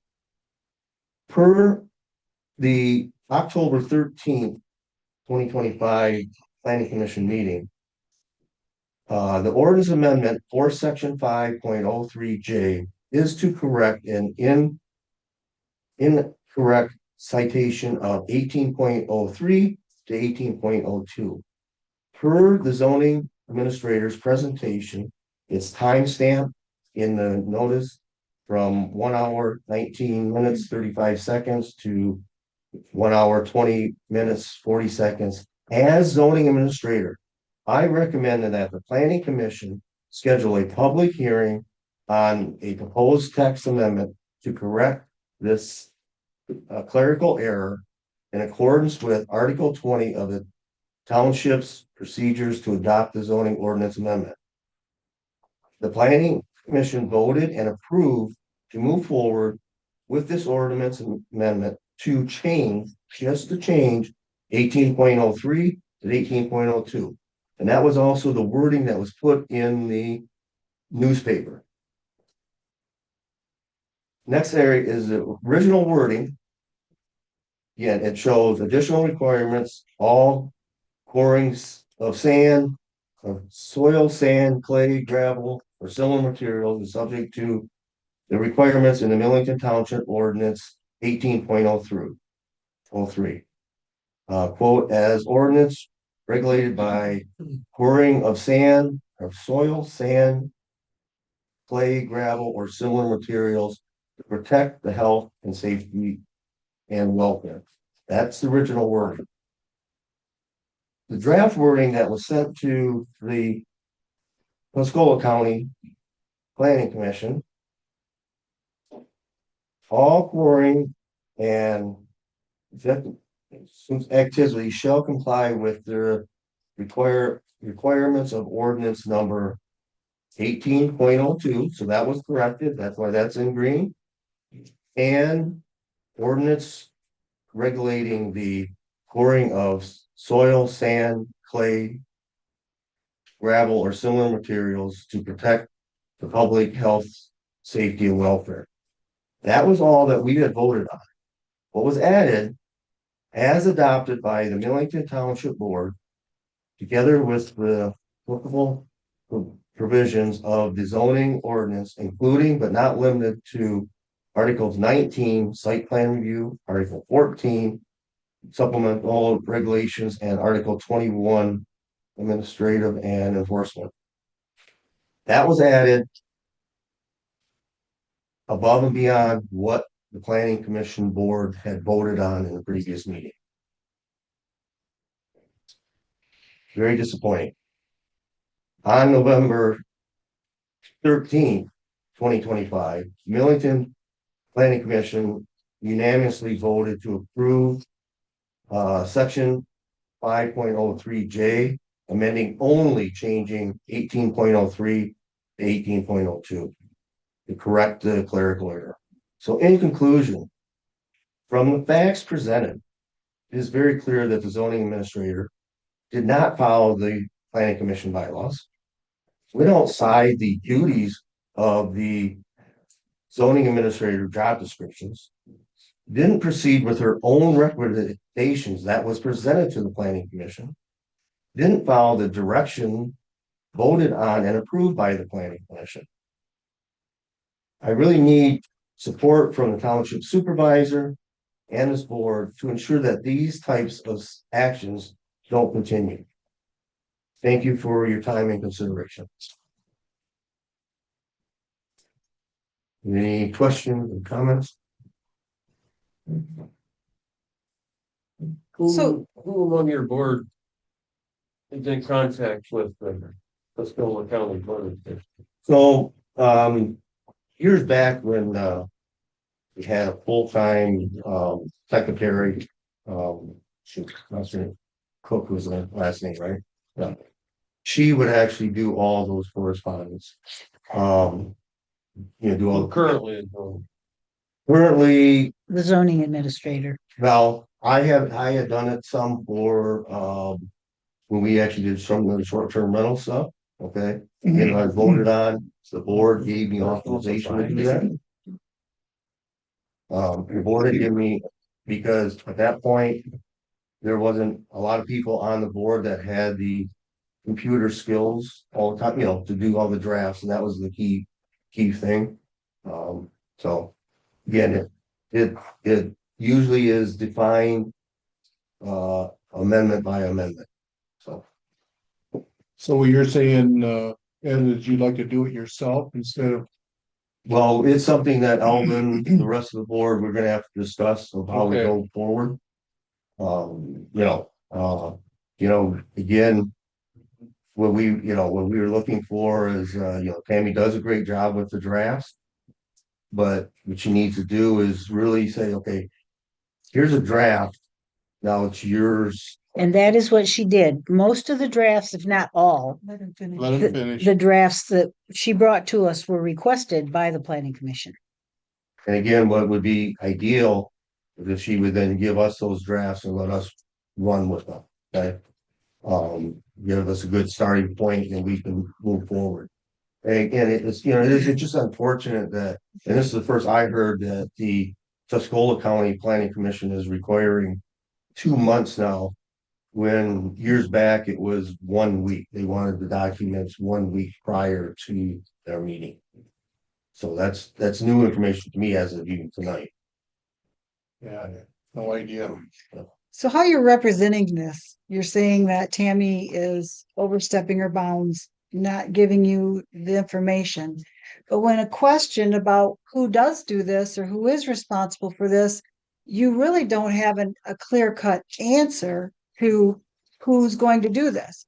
The zoning administrator, it does say, is able to make up drafts and get things accomplished. And I'm just sad to see that when I watch the meetings, when I listen to the communications or lack thereof, that the planning commission members don't ever seem to review the information that has been presented to them by the zoning administrator. Well, I definitely did because we identified that there was additional wording added that we didn't agree to. So I'm reviewing it. It's clear that I'm reviewing it. Do you call her directly and say, hey, Tammy, what's going on here? You know, where's the communication between you and her? Do you? In this one in particular, we got the packet for our meeting the day before the meeting. So unfortunately, because we had moved the meeting from Monday to Thursday, because getting the notices out and stuff. So, you know, and unfortunately, we just, you know, I got the information 1 day before. We would have had more time before, that's a communication, but even, you know, it would have been good as if once she had her drafts done, and she sent the drafts to Tuscola County Planning Commission on November 5th, I think it was. And it's like, well, at that point, why not send it out to the planning commission members for them to see it? Tammy, did you send it out to them? So I just looked to see if I have my correspondence. So once I prepare those, so just to be clear, I have served in this capacity on every ordinance amendment that the board has adopted since the short-term rentals. Every single one. I facilitated. I'm the only one that communicates with the county board commission. This has never been an issue, and it remains not an issue. This is not the first time that Commissioner Maschke has called my actions wrong, making false allegations, trying to diminish my credibility. I would be more than happy to do the research and to bring the board evidence of everything that I've done relative to these ordinance amendments. If the board would like to review them, I'm happy to provide that information. Once I draft documents, I send them to all of the commission members. They don't come out just as the packet as he suggested the night before. I send those things via email weeks, sometimes months in advance, because I send them to them as I complete them. If they wait until the night before to review them, well, that's a different conversation.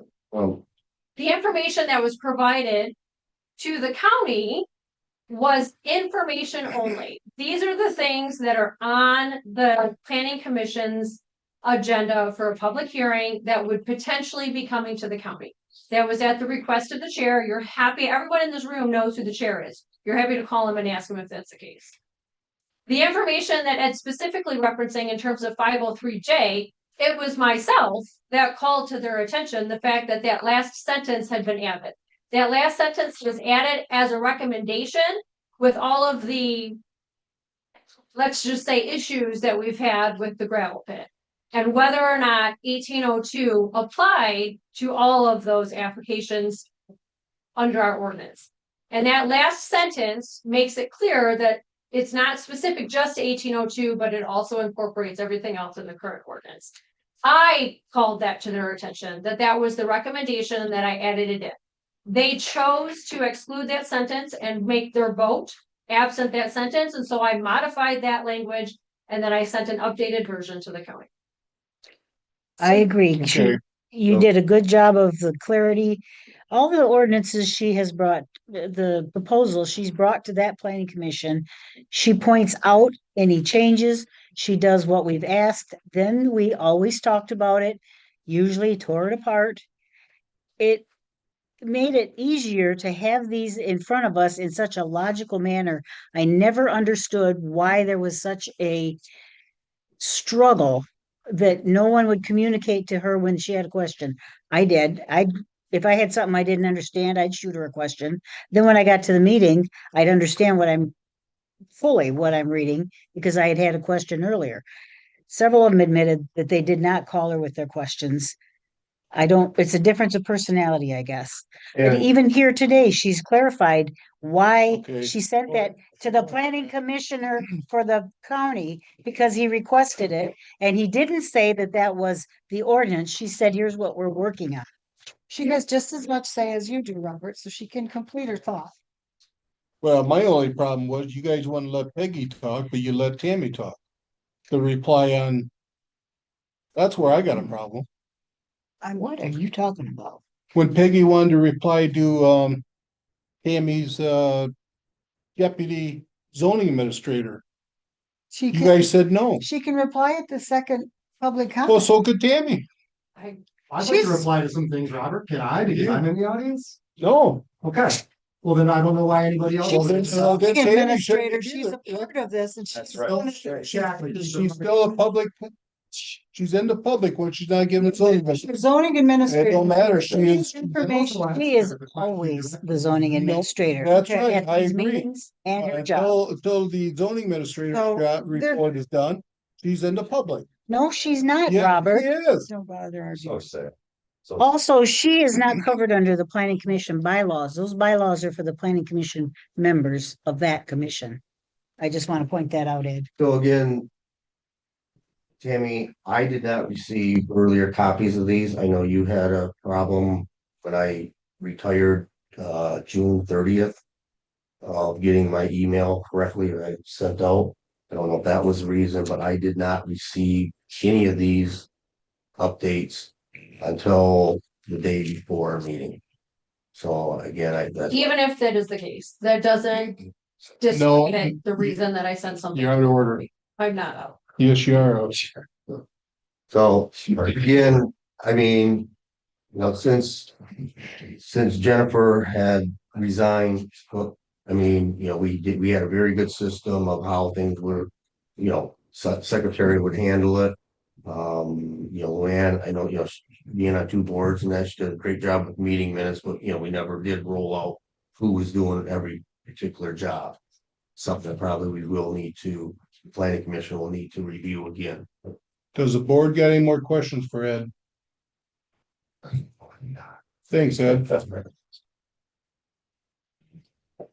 It's 7:44. So we're agree to go to 15 since we started 15 minutes late. That's not my problem. I was just asking. Okay. Just.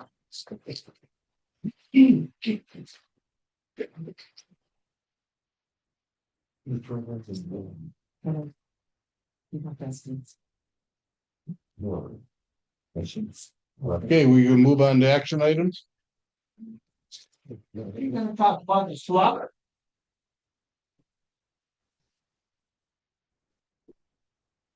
yeah.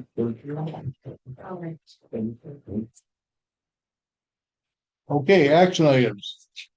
Yes, we need some focus on the time we're already not gonna do the other. We'll have continuous meeting some other time. If the board, Mr. Chairman, could the board vote to stay an extra half an hour? To get these things Well, accomplished? We've already made that decision. When? You said, Beginning of the meeting. you said you wanted to be done at 8, but when the business isn't done, I would think that we should continue on if all the board is willing and we could take a vote. We don't want to look like we're avoiding issues, but I'm we not are. avoiding the issue. I say we can plan another meeting. That's what I'm saying. I'm saying we're here tonight. Let's just stay a little I longer would- and get her done. I would say no. You have to make it a motion if you wanted it. Yeah, I will. I make a motion that we stay an extra half hour longer to complete today's business. If with a vote of the board.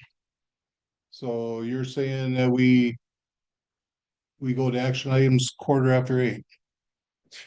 I say we move on with the meeting and get things done. You said extra half hour, so that would be 8:30, correct? Correct, 8:30. Okay, I'll second it since we're already here. there's been a motion, been seconded. Is there any discussion? If not, all those in favor say aye. Aye. Those opposed, aye. Motion passed. Next thing is the discussion tabernacle praise slump public notice and approval of stuff. I don't know who put that on the agenda. So, let me find my information, please. Chairman, Yes, may I just very quickly give you guys a handout based on what I was talking about it not being done correctly? yeah, you could do that. May I do? Sure. So help us better understand. Here's what I'm going by, the Michigan Zoning Enabling Act, section 103, sub item 125-3103. I have the things clarified or highlighted, I should say, on why I was saying that it was my belief that was not done correctly. And on the very bottom line, as you look at item number A, you will see that this is from page 2 and 3 of the Michigan Zoning Enabling Act, so you can look at what I was referring to. Thank you very much. If you got questions over that, I will gladly answer. Is this your Sharon? Is this you? I was going to address it if I Yep. can find my information. I'm sorry. You do love it.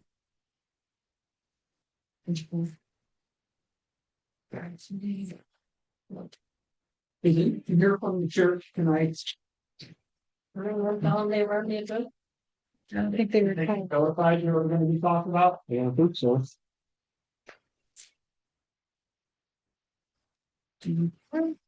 So,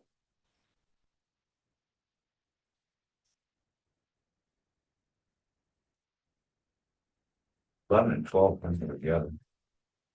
yeah, I'm sorry, I'm missing You're missing it? information. Sharon, do you want me to give you mine? So regarding this special land use act, it is not. That's, yeah. So regarding the Tabernacle of Praise special land use permit, Mr. Worth raised three principal concerns: that the special land use approval was improper because of the published notice, the document is invalid because of the 2024 date, and the special land use app submit of 1801 was defective because it originally referenced the carport. After reviewing the ordinance, each of these concerns is based on a misunderstanding of the ordinance requirements.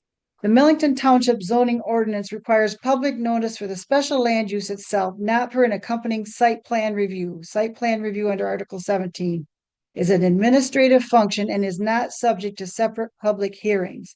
The Planning Commission is permitted to review the site plan concurrently with the special land use permit, and doing so is standard practice, and adding the site plan to the agenda of the meeting did not alter the nature of the hearing or invalidate the approval.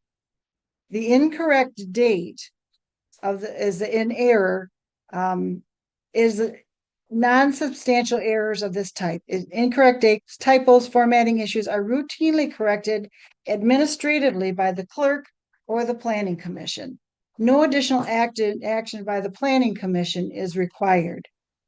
And also, regarding the application completeness, completeness under 1801 requires that the applicant submit the township standard form and supporting materials. The applicant did this. When the initial written description referenced only the carport, it was supplied an addendum to clarify the full scope of the applicant and ensure the planning commission had a complete and accurate record and review. This is a normal function in the zone for the zoning administrator and does not render the application defective. The planning commission reviewed the applicant addendum and site plan together, held the requiring hearings, made its finding under section 18.03 and approved the SLUP accordingly. For these reasons, as noted, the Tabernacle of Praise SLUP was properly processed and approved in accordance with the Tabernacle ordinance. The appeal window has also closed and the approval is now final. Nothing more needs to be done to address this special land use permit. And had a person of the community thought it was done improperly, then that person should have filed a zoning board of appeals complaint within the 30 days of time. And so I am in support of what happened. This special land use permit is done and it is finalized. And the notice still, while the Mr. Worth also claims that the public notice was improper because it in reference to the carport, while the references to the carport was unnecessary, the notice still accurately identified the property owners, and the request for the special land use permit. And that was discussed at the meeting. So if we would send this back for review, and because it didn't properly go to the zoning board of appeals, you are opening a can of worms that anything under the sun could be all of a sudden taken back to the planning commission. Mr. Word. Once again, I ask you to reference the Michigan Zoning Enabling Act, sub-item 3, letter A, describe the nature of the request. The request in the mailing in the paper was a special land use permit for a carport. Carports don't I guess do you that. should have reviewed that and sent it to the zoning board of appeals. Do you remember though, I was kicked off of your November meeting? That doesn't stop you from going to the zoning board of appeals. Yeah, okay. Yep. Yeah.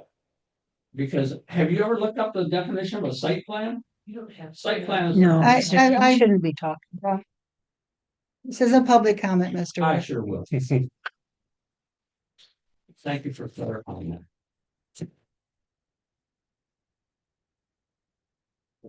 Was there the issue, were we going to do a revote on the to do the roll call vote for the escrow fee? Yeah, we'll do that in action items. Okay. Okay, reinstating motion from September 15th, 2025 township meeting of Tabernacle and Praise waiver escrow. Just mentioned. Yes. We don't want to discuss it, just do it. I think all we have to do is a roll call vote. Yeah, we have to change it to a roll call. Okay, no, I'm just asking.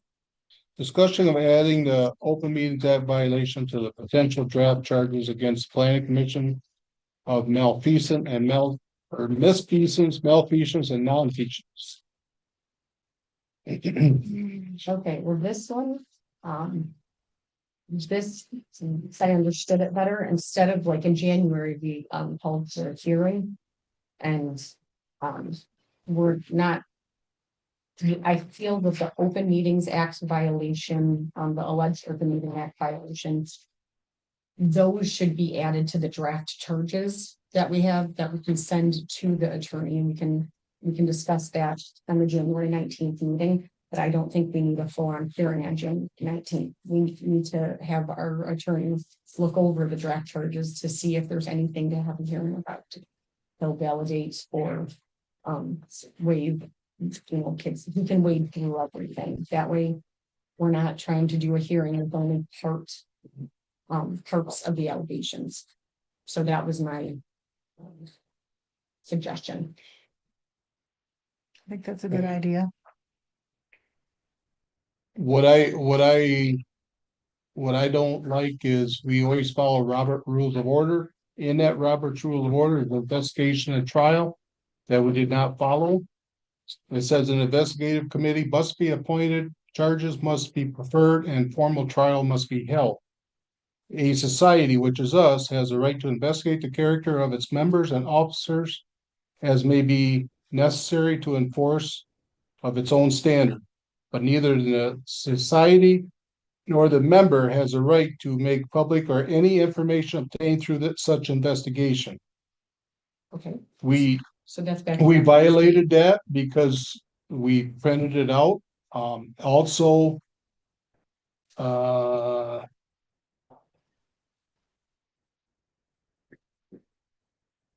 it also says in here is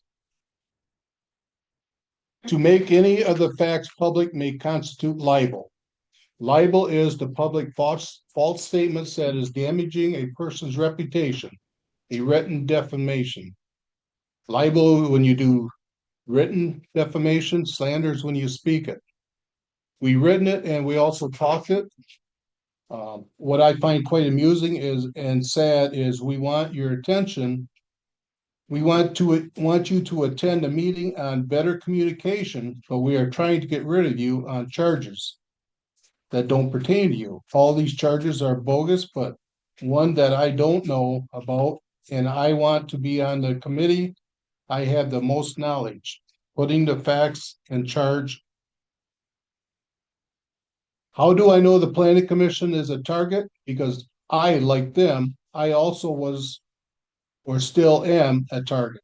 I am not a bobblehead, so I have been investigated by Michigan State Police on corruption charges, complaint on sexual harassment, and had my First Amendment rights stripped from me by the township board by way of policy, all within a year and a half. So I know what this is all about. I look forward to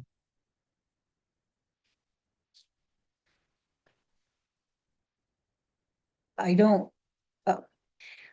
just to point out that any charges or violations that have been discussed so far have all been pulled from the videos and from minutes. So Allegations. they're allegations based Yeah, on what is in the minutes and what actions were But what seen. I'm saying, the rules are, we should have set up a committee to No, check that- into this. So I respect that you are going to the Robert's Rules of Order, but that's different than our ordinances say. So we don't follow that. We follow our ordinances. The Okay, ordinances are our okay. rules, and that's what we go by. Okay, And that's, so that's garbage. it's not, if it was written like that in our ordinances, it would be Okay. true. No, I'm So- gonna find out what's what. Robert, I do, I know you've been through a lot of things, but, and Jackie and I actually, sorry, the administrative assistant and I were discussing a couple things. And I wanted to apologize. I feel that, you say sexual harassment, and I feel like that would be, Oh, sexual discrimination. that's exactly, but you said harassment. Oh, did I? You I'm did. sorry. And so I wanted to clarify Yep. that that's very different than sexual Yeah, discrimination. I'm sorry, I meant sexual I discrimination. feel that gender discrimination might have been like more appropriate term, because you know, as a man, hearing sexual harassment or sexual It discrimination. was sexual discrimination, I misspoke. So yeah, so gender discrimination, I feel might better fit that. That Well, was clear. And That's that what it was described at they know there was in the no, legal papers, so. I just wanted to make it clear that there was no harassment. It wasn't. No, a sexual no, harassment. absolutely. No. I guess I misspoke. I didn't realize I did. I think But gender. Thanks for that discrimination. clarification. You're welcome.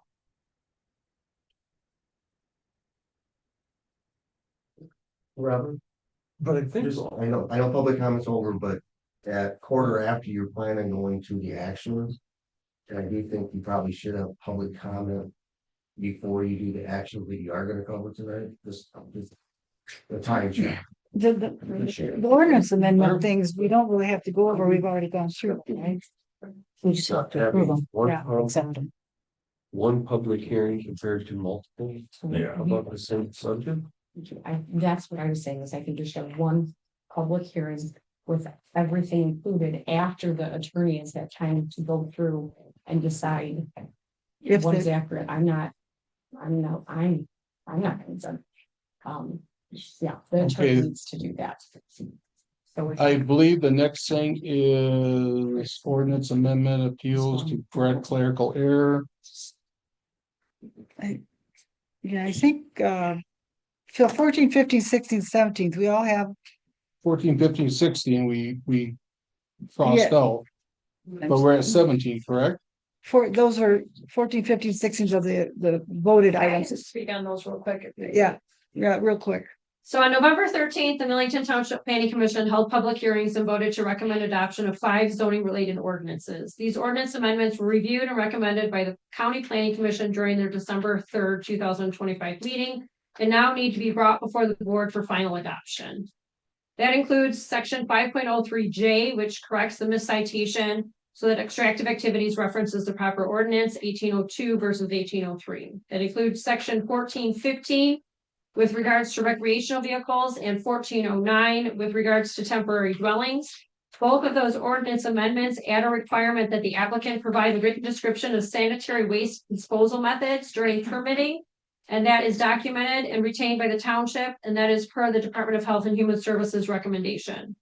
Section 1902 is the appeals window that clarifies that the ZBOA appeals process is codified with the 30-day filing deadline and retains the escrow fees provisions that are included in that ordinance. This was passed by the board quite some time ago, but upon being noticed in the paper for its adoption, we left off the escrow fee provisions. So we're just going through that process again to make sure that those escrow fee provisions are maintained.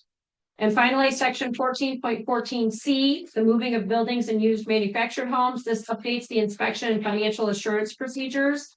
Accepting qualified inspectors, escrow performance bond, irrevocable sureties, cash bonds, and requires written confirmation of corrected deficiencies before releasing that security. Those are all of the ordinance amendments that are brought before you today for your final adoption. From the planning commission. From the planning commission, as I've been bringing them to you historically. So these all pass the planning commission, these amendments? On November 13th. Okay. These all had a public hearing and then they were Just want to make sure they all were, okay. by the county on December 3rd.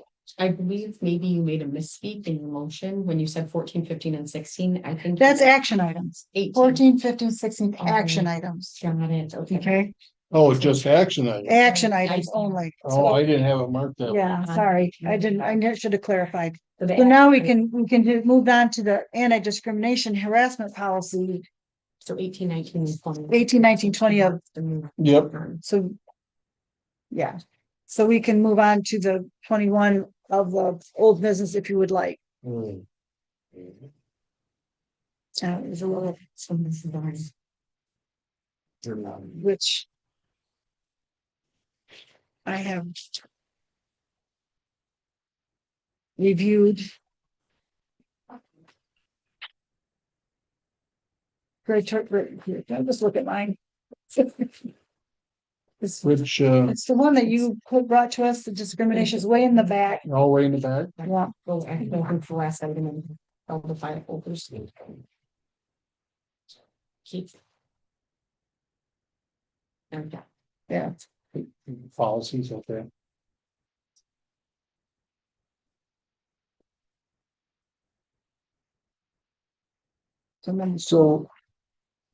So this is what Gordon Love redone for us. I don't know if everybody's happy with it or they want some changes. I thought he did a pretty good job. I read it and have no problems with it. I thought it was very complete. It covers everything. Mhm. It's more fitting to our situation. Yeah. No, it's basically the changes of what we went over with you, Robert, at the one point. So I'm fine with it.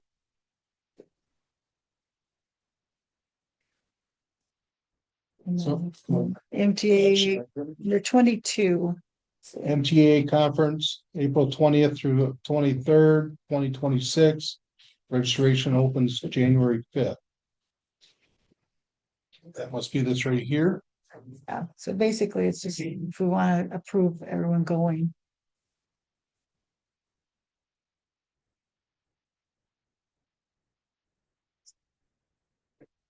And I that was think up we in always have, Traverse, haven't we? Yeah, Traverse yeah, City. so that just needs to be a motion when we get Okay. to it. Yep. Any questions on that?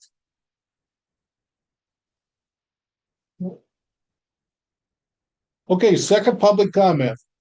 Peggy, I think you're first.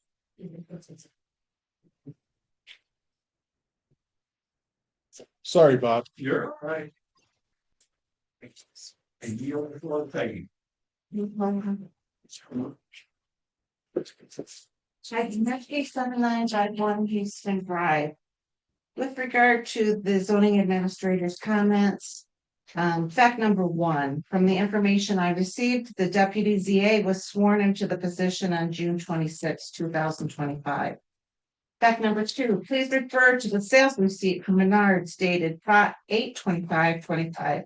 This was the date the materials were purchased to build the shelves. Fact number three, the shelves were finished on or slightly before September 14th, 25, as referenced by the dated picture that I sent to my daughter. Based on this timeline of facts and the fact that June comes before August, the deputy ZA did indeed hold his position while shelves were being built.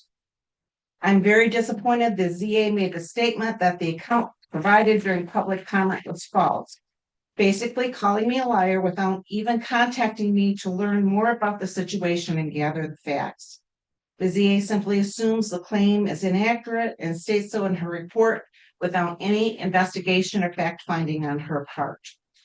The ZA also states that this simply was an interaction between two private parties. However, in the 34 years we've lived at our home, I do not recall the deputy ZA stopping by for a social visit. This, coupled with the fact that he has close ties to the group of people who are against the STRs and bringing the accusations against Ed, makes it highly unlikely he would simply stop by for social visits. We heard earlier that this from the same group of people, they've been spreading rumors that we're planning to section our property to build short-term rentals.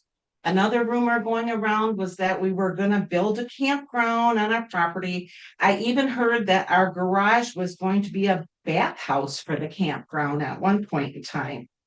All untrue, but it does stand to reason that a member of that group would want to see what was actually happening on our property. Also, regarding the ZA's response to naming name and the charges outlined, once again, if you refer to page 7 of the document, the phrase, additionally, Commissioner Maschke emailed the ZBA chair on August 19th, 2025, urging distribution of materials to ZBA members. This statement was not in the minutes anywhere, and could easily be taken out of context with the wrong intention being portrayed.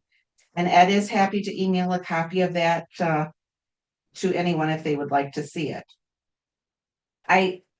I'm just asking for a little bit of fairness from this board. And I feel like no matter what, our integrity and credibility is being attacked. I think it would have been a good start and a good communication item for the ZA to contact me about my comments rather than simply state they were false. Thank you. Thanks for you, Bob.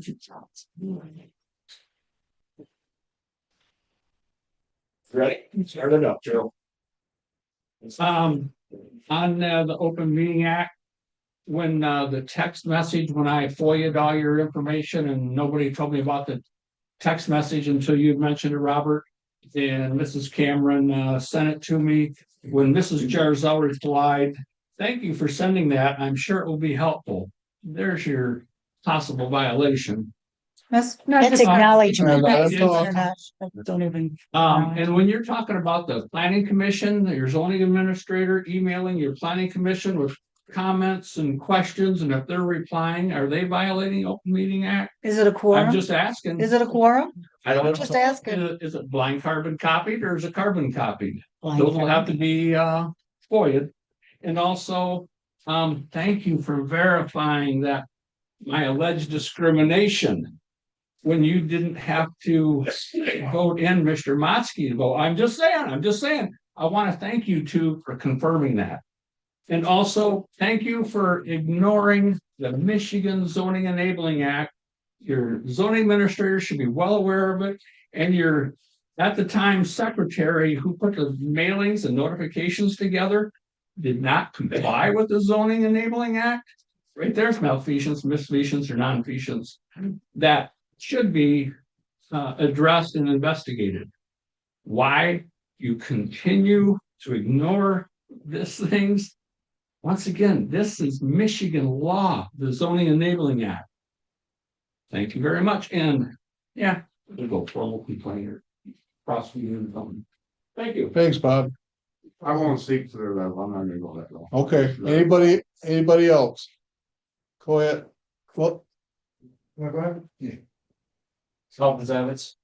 So, one, I want to start with apologizing to everybody for the Open Meetings Act violation that I committed that night. It should have never went this far. I want to apologize to all the citizens in this township. And that goes for both boards. It should have never drug on like this. We shouldn't be discussing this constantly. It should have been handled and dealt with right away. Yeah, there's a lot of things, a lot of people drop the ball on it, and I think it's ridiculous that we're dragging this out like we are and doing what we're doing for what the Open Violation Act actually was. It was committed. Yeah, I did it. I didn't realize I did it at the time. It wasn't me being, trying to control a situation or anything like that. It's this whole thing is out of control, all of us. All these things that are coming up here. Mr. Steve Lay comes up here and he talks about stuff. The property setbacks and the irregular property sizes out there. That was all me. I talked to Laura Genovich about the property sizes and irregular sizes and reducing them, because if a house burnt and wouldn't be rebuilt, I sat on Carroll City Council and we had a house that couldn't be rebuilt on a lot because they wouldn't give it a special use permit because it was irregular lot size and they wanted to eliminate them. Commissioner Worth brought it to my attention about the lot back sizes. We had a discussion one day. I brought the fire chief in on a meeting. We discussed the lot back sizes and how to do them. He said, I don't care if the house sits on the lot. We can still get in the backyard. You guys can split it up. He made suggestions that night in that meeting. That's how all that started. That started by me. I'm the one that wanted to reduce the lot sizes because I didn't want to see someone's house burned to the ground and then be told they can't rebuild because they sit on a 50-foot lot and it's not rebuildable because of our current ordinances. That's good proof. So that's where that came from. It didn't come from Ed Maskey or anybody else. All of this is getting to be ridiculous on all of this stuff. And I wish you guys would send this stuff to the attorney. She says that it's not affecting. It is affecting me. I've had people question me about this. It keeps coming up in every single meeting. That's why we discussed about going to training and solving some of this. But it just keeps lingering. Linger it on to the attorney if you guys need to do that, but do something with it. It needs to stop. It is affecting me. I'm a business owner here, and I've had people question me about it. What do you got going on the board? Why is there so much trouble on the planning commission? Why is this stuff going on out there? They want answers. Got to move it on. Got to do something. Either kill it, do an in-house with it, and be done with it. But you guys bring it up at every meeting, every month, and it's not going anywhere. Got to be done. Got to be solved. Do something with it. Send it to the attorney. Do what you guys are going to do. Kick us all off the board, but more than enough. Do something with it. You are affecting the whole entire township by doing this. There's so much negativity going on right now. It's ridiculous, and it needs to end. I apologize. There's a lack of communication when it comes to what you took to the planning commission with planning. The planning commission members are getting antsy because every time we do something, people are scrutinizing us. So you sent it forward without the rest of the planning commission members. I was questioned about it. I said, I don't know. I wasn't at the meeting. I know the comments done. Be fair. Yeah, so you shut your mouth because your comments done too. Okay. Be fair. Okay, You Elvin. comment nonstop. Okay, Elvin, thanks. You always run your mouth. You got nothing nice to say about nobody or Okay, nothing. Elvin. Just the law, just the facts. Yes, my mom. Front and back. Cut you off so many times.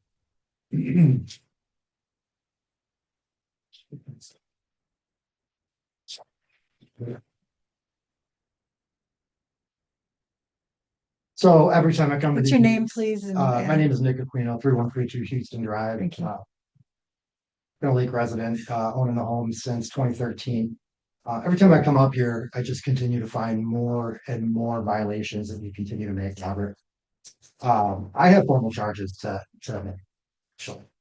So I to always talk about small lot sizes and protecting the people with their small lots. Well, you guys never protected me, and I asked for it several times. I came here and expressed to you guys the lot sizes, short-term rentals. It's ridiculous. So I'm here to address the pattern of misconduct and negligence. Going all the way back to 2019 when Airbnb started to plague this community. Key issues here, malfeasance. Commissioners engaged in secret off-record deliberations. It's actually on record, but they were off-record. Quotes that were made to help other people. Malfeasance, permits that were approved without proper reviews, inaccurate site plan, inconsistent enforcement ordinance standard. While somebody gets denied because they have a small lot and it's close to another one, but yet you approve another short-term rental that's, if not closer to the lot than the one that was denied. Additionally, removing requirements during the approval meeting without putting that notice in the newspaper, giving me ample time to address that concern. People misreading my letters that were read in public on video, clearly blatant disregards, conflicts of interest, commissioners with personal ties to applicants participating in decisions. So I'm demanding action. I'm demanding the board under the authority of MCL blah. You guys heard it all from Steve. So I need to have an hearing. You need to kick out the bad board. I'm gonna tell you right now, I have a 20-page report here, legal quality report, guidelines, recommendations, all the violations that I've been able to gather through the videos, through my own personal notes, through recordings, through the meeting minutes. I could pull up charges left and right on almost every single person. I think the ones that have malice intent are the ones that we need to pursue. I think issues where somebody may have made a clerical mistake shouldn't be highlighted. People make mistakes, but when it's on purpose, it's malice.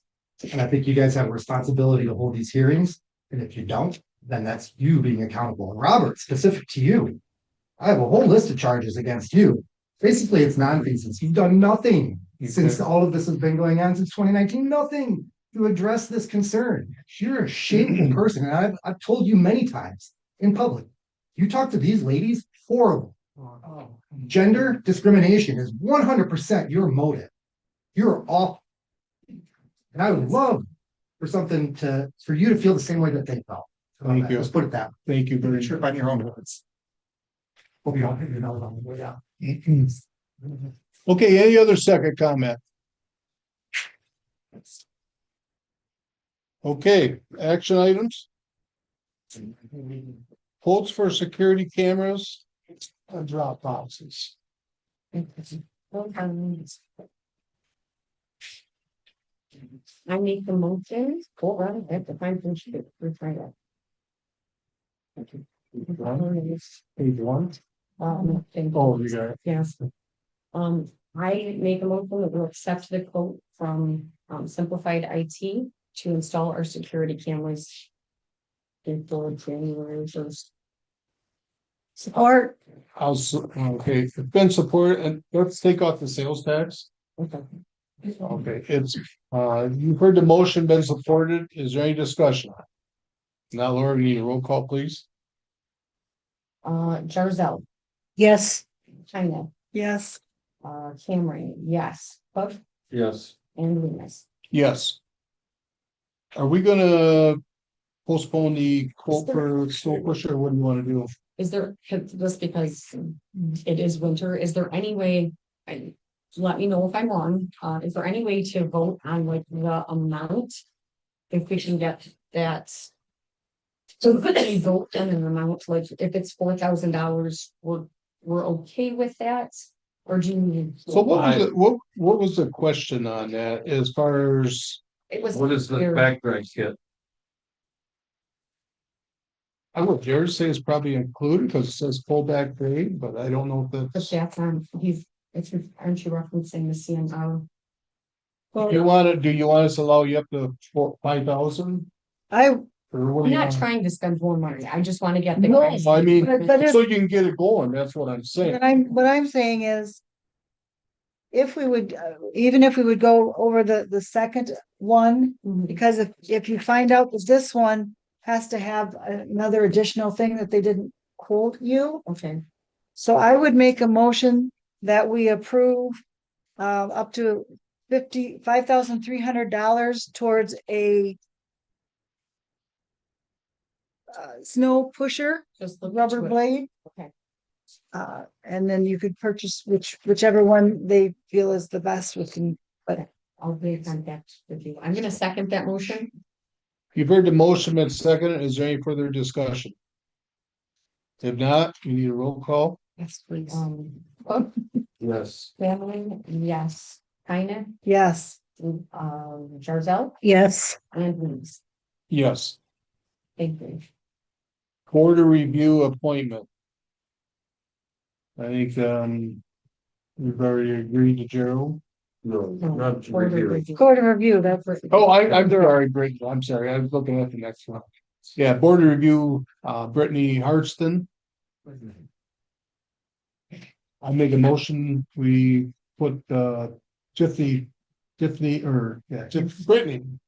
Hartston onto the, board of review. You've heard the motion, been supported, and is there any discussion? If not, all those in favor say aye. Aye. Those opposed, motion pass. Planning commission appointments. Make a motion, we appoint Gerald to the liaison to the planning commission for the township board. I'll support that. There's been a motion to put Gerald on for the planning commission liaison for the planning commission. It's been seconded. Is there any discussion? If not, all those in favor say aye. Aye. Those opposed, motion passed. I make a motion, we put Doyle Pletcher and Matt Opperman onto the planning commission for 3 years. 1 year term, Robert. Says it in your own documentation. No, they're 3-year terms. 1 year is opposite. You guys, next time. Okay, unless you want to do them one at a time. Okay, so this is not on Good. here. Didn't we already make the motion? We didn't make a motion earlier. No.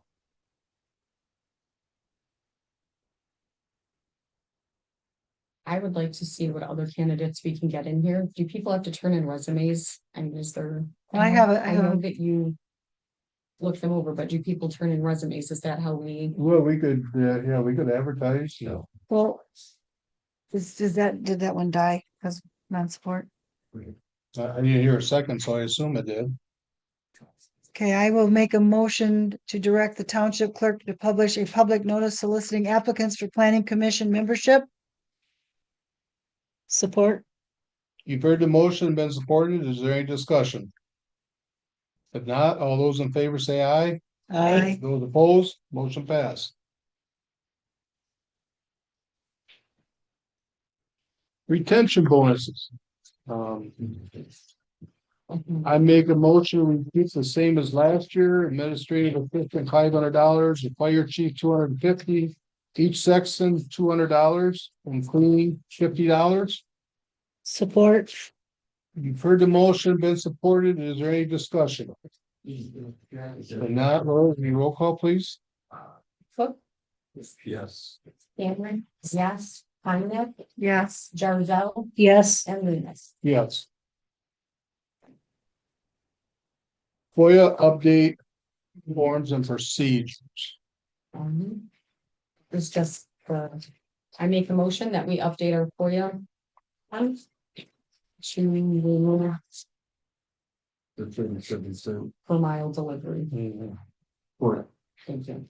You've heard the motion, been seconded. Is there any discussion? If not, all those in favor say aye. Aye. Those opposed, motion passed. You had a roll call for that, or is it money involved? Okay, let's do a roll. Let's do a roll call, just in case. Okay. We're not really spending money, but Yes. Cameron, yes. Heine, Yes. sunshine. Jarzell. Yes. And Loomis. Yes. Tabernacle of Praise Slump. No, is there's any action that needs to be done on that? It's under action items, I mean. I didn't think so. I thought that was just a discussion. That says, oh, sorry, look, I'm looking at number 8. Number I 8. don't think we need to do anything with this. Reinstating motion from September 15th, 2025 Township Meeting of Tabernacle Appraised Waiver of Escrow Fee. Think we need a roll call for that? Roll call is what we needed, yes. I'll make that motion. Support. There's been a motion and been supported. Is there any discussion? If not, we Just- need a roll call vote, please. Cook, Yes. Cameron, yes. Kynan, Yes. Jarzel, Yes. Loomis, Yes. Motion passed. Adding OMA violation to the potential draft charges against planning commission of malfeasance, and non-feasance.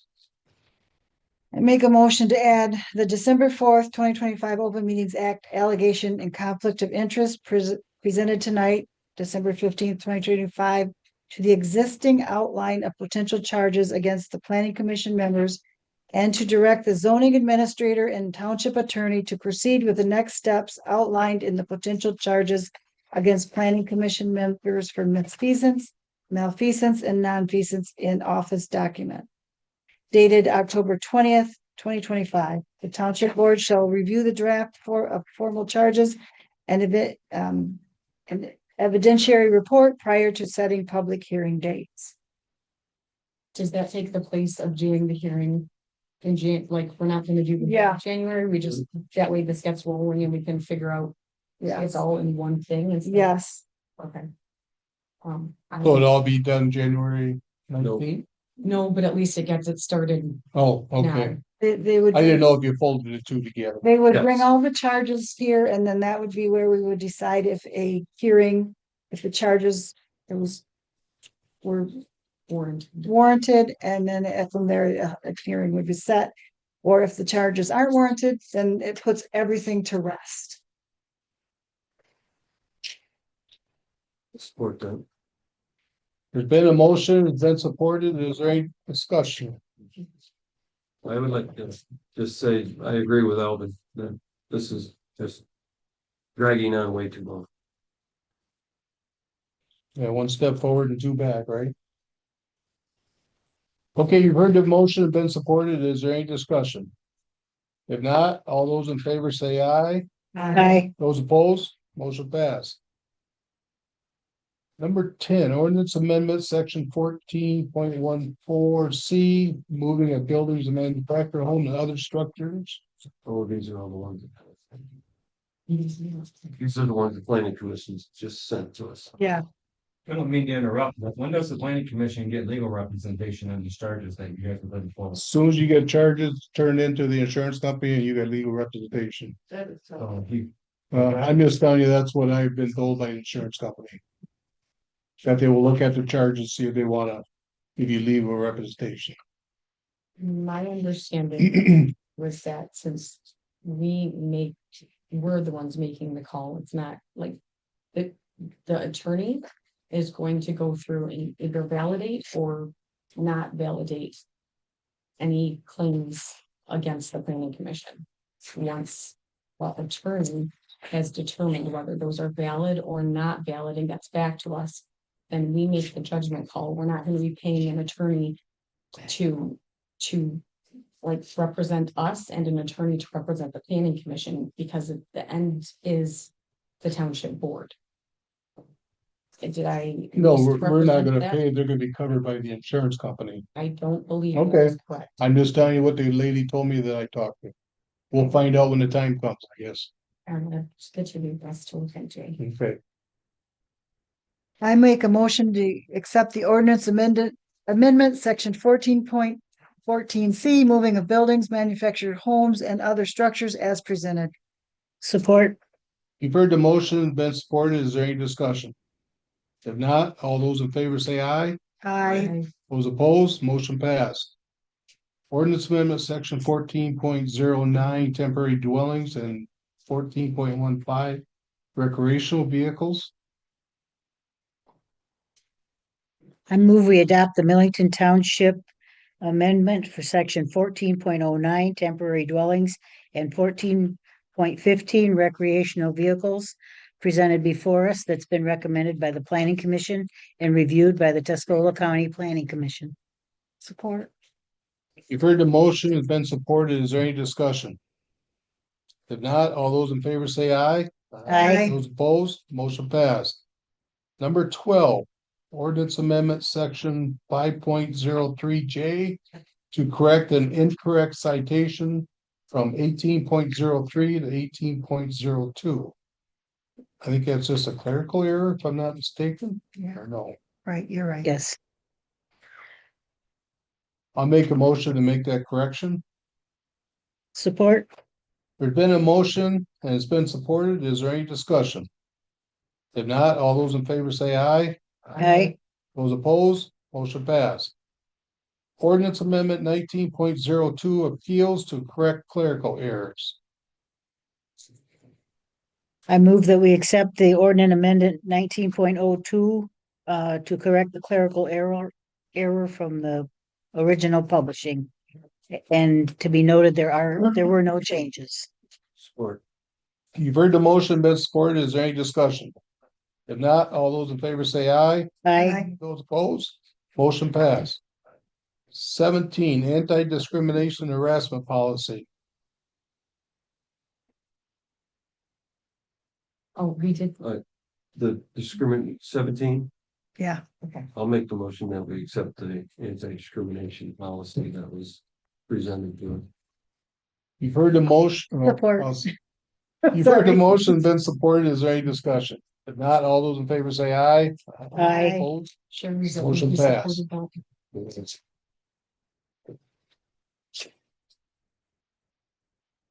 18.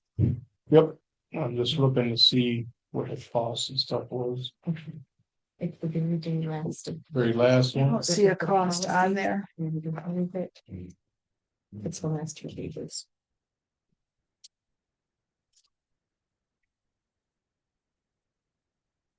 There's. I don't see a cost on our sheet. No cost under it. No, that's needed. When do we have to? I January 5th, I believe. January 5th? That's when they open. So usually you have a while for early bird if you want to make it, move it to next month. To Okay, I know was the wondering cost. about that when you had the. So you wanna postpone that? I may make a motion, we table the MTA annual conference until we can find out the exact cost. I'll support that. There's been a motion, been supported. Is there any discussion? If not, all those in favor say aye. Aye. Those opposed, motion passed. I got a quick question about the planning commission members. Do they just keep showing up? If they don't get reappointed? Their term is up January 1st, correct? They continue to serve until they're either reappointed or someone's appointed in their place. We had this discussion last They year. want to or they have to? It's stated that they will, they shall. But I guess if they decide they don't want to, that's. There was an oversight a few years ago and they continued a little bit longer until we got caught up. And that's when we looked this all up. I guess if I wasn't gonna get reappointed, I wouldn't show up either, but that's in my opinion. I don't know what's gonna happen. Okay, supervisor report. We had a board review December 9th. Everything went well. Finish up land splits and combinations. They had to be in today. Be good for this year. Anything else after today goes for next year. Attended road commission meeting and the bridges on Barnes Road will not be done this year because of the weather.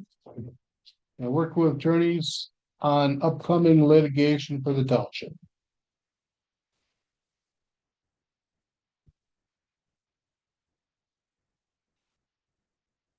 No report from the bike committee. We didn't meet this month. Nothing from the park either. We didn't meet. Fire department, anything? We're fine, we're good. Okay. Police department, we're okay. I'll make a motion, we adjourn. Then the motion to adjourn, but supported with great discussion. If not, all those in favor say aye. Aye. Those opposed, make it pass.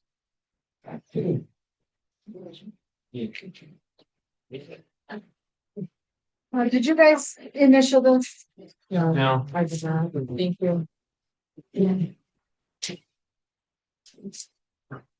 Done all of the, so the walker, You take some Jim. give them back to Jen. I don't have the one for turning off. I think it's a swear it was that. I've been fighting a cold and I need a peanuts. Gerald, first off, I don't have the instructions for. Just. Rick's out of it. That's out of it.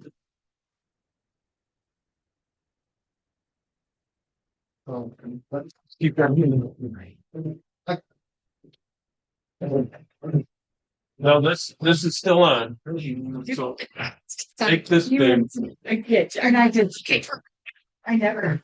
After. I'm. Make it bigger I'm with them arrows. She said she had to check. She's like, No, there's that. thank you.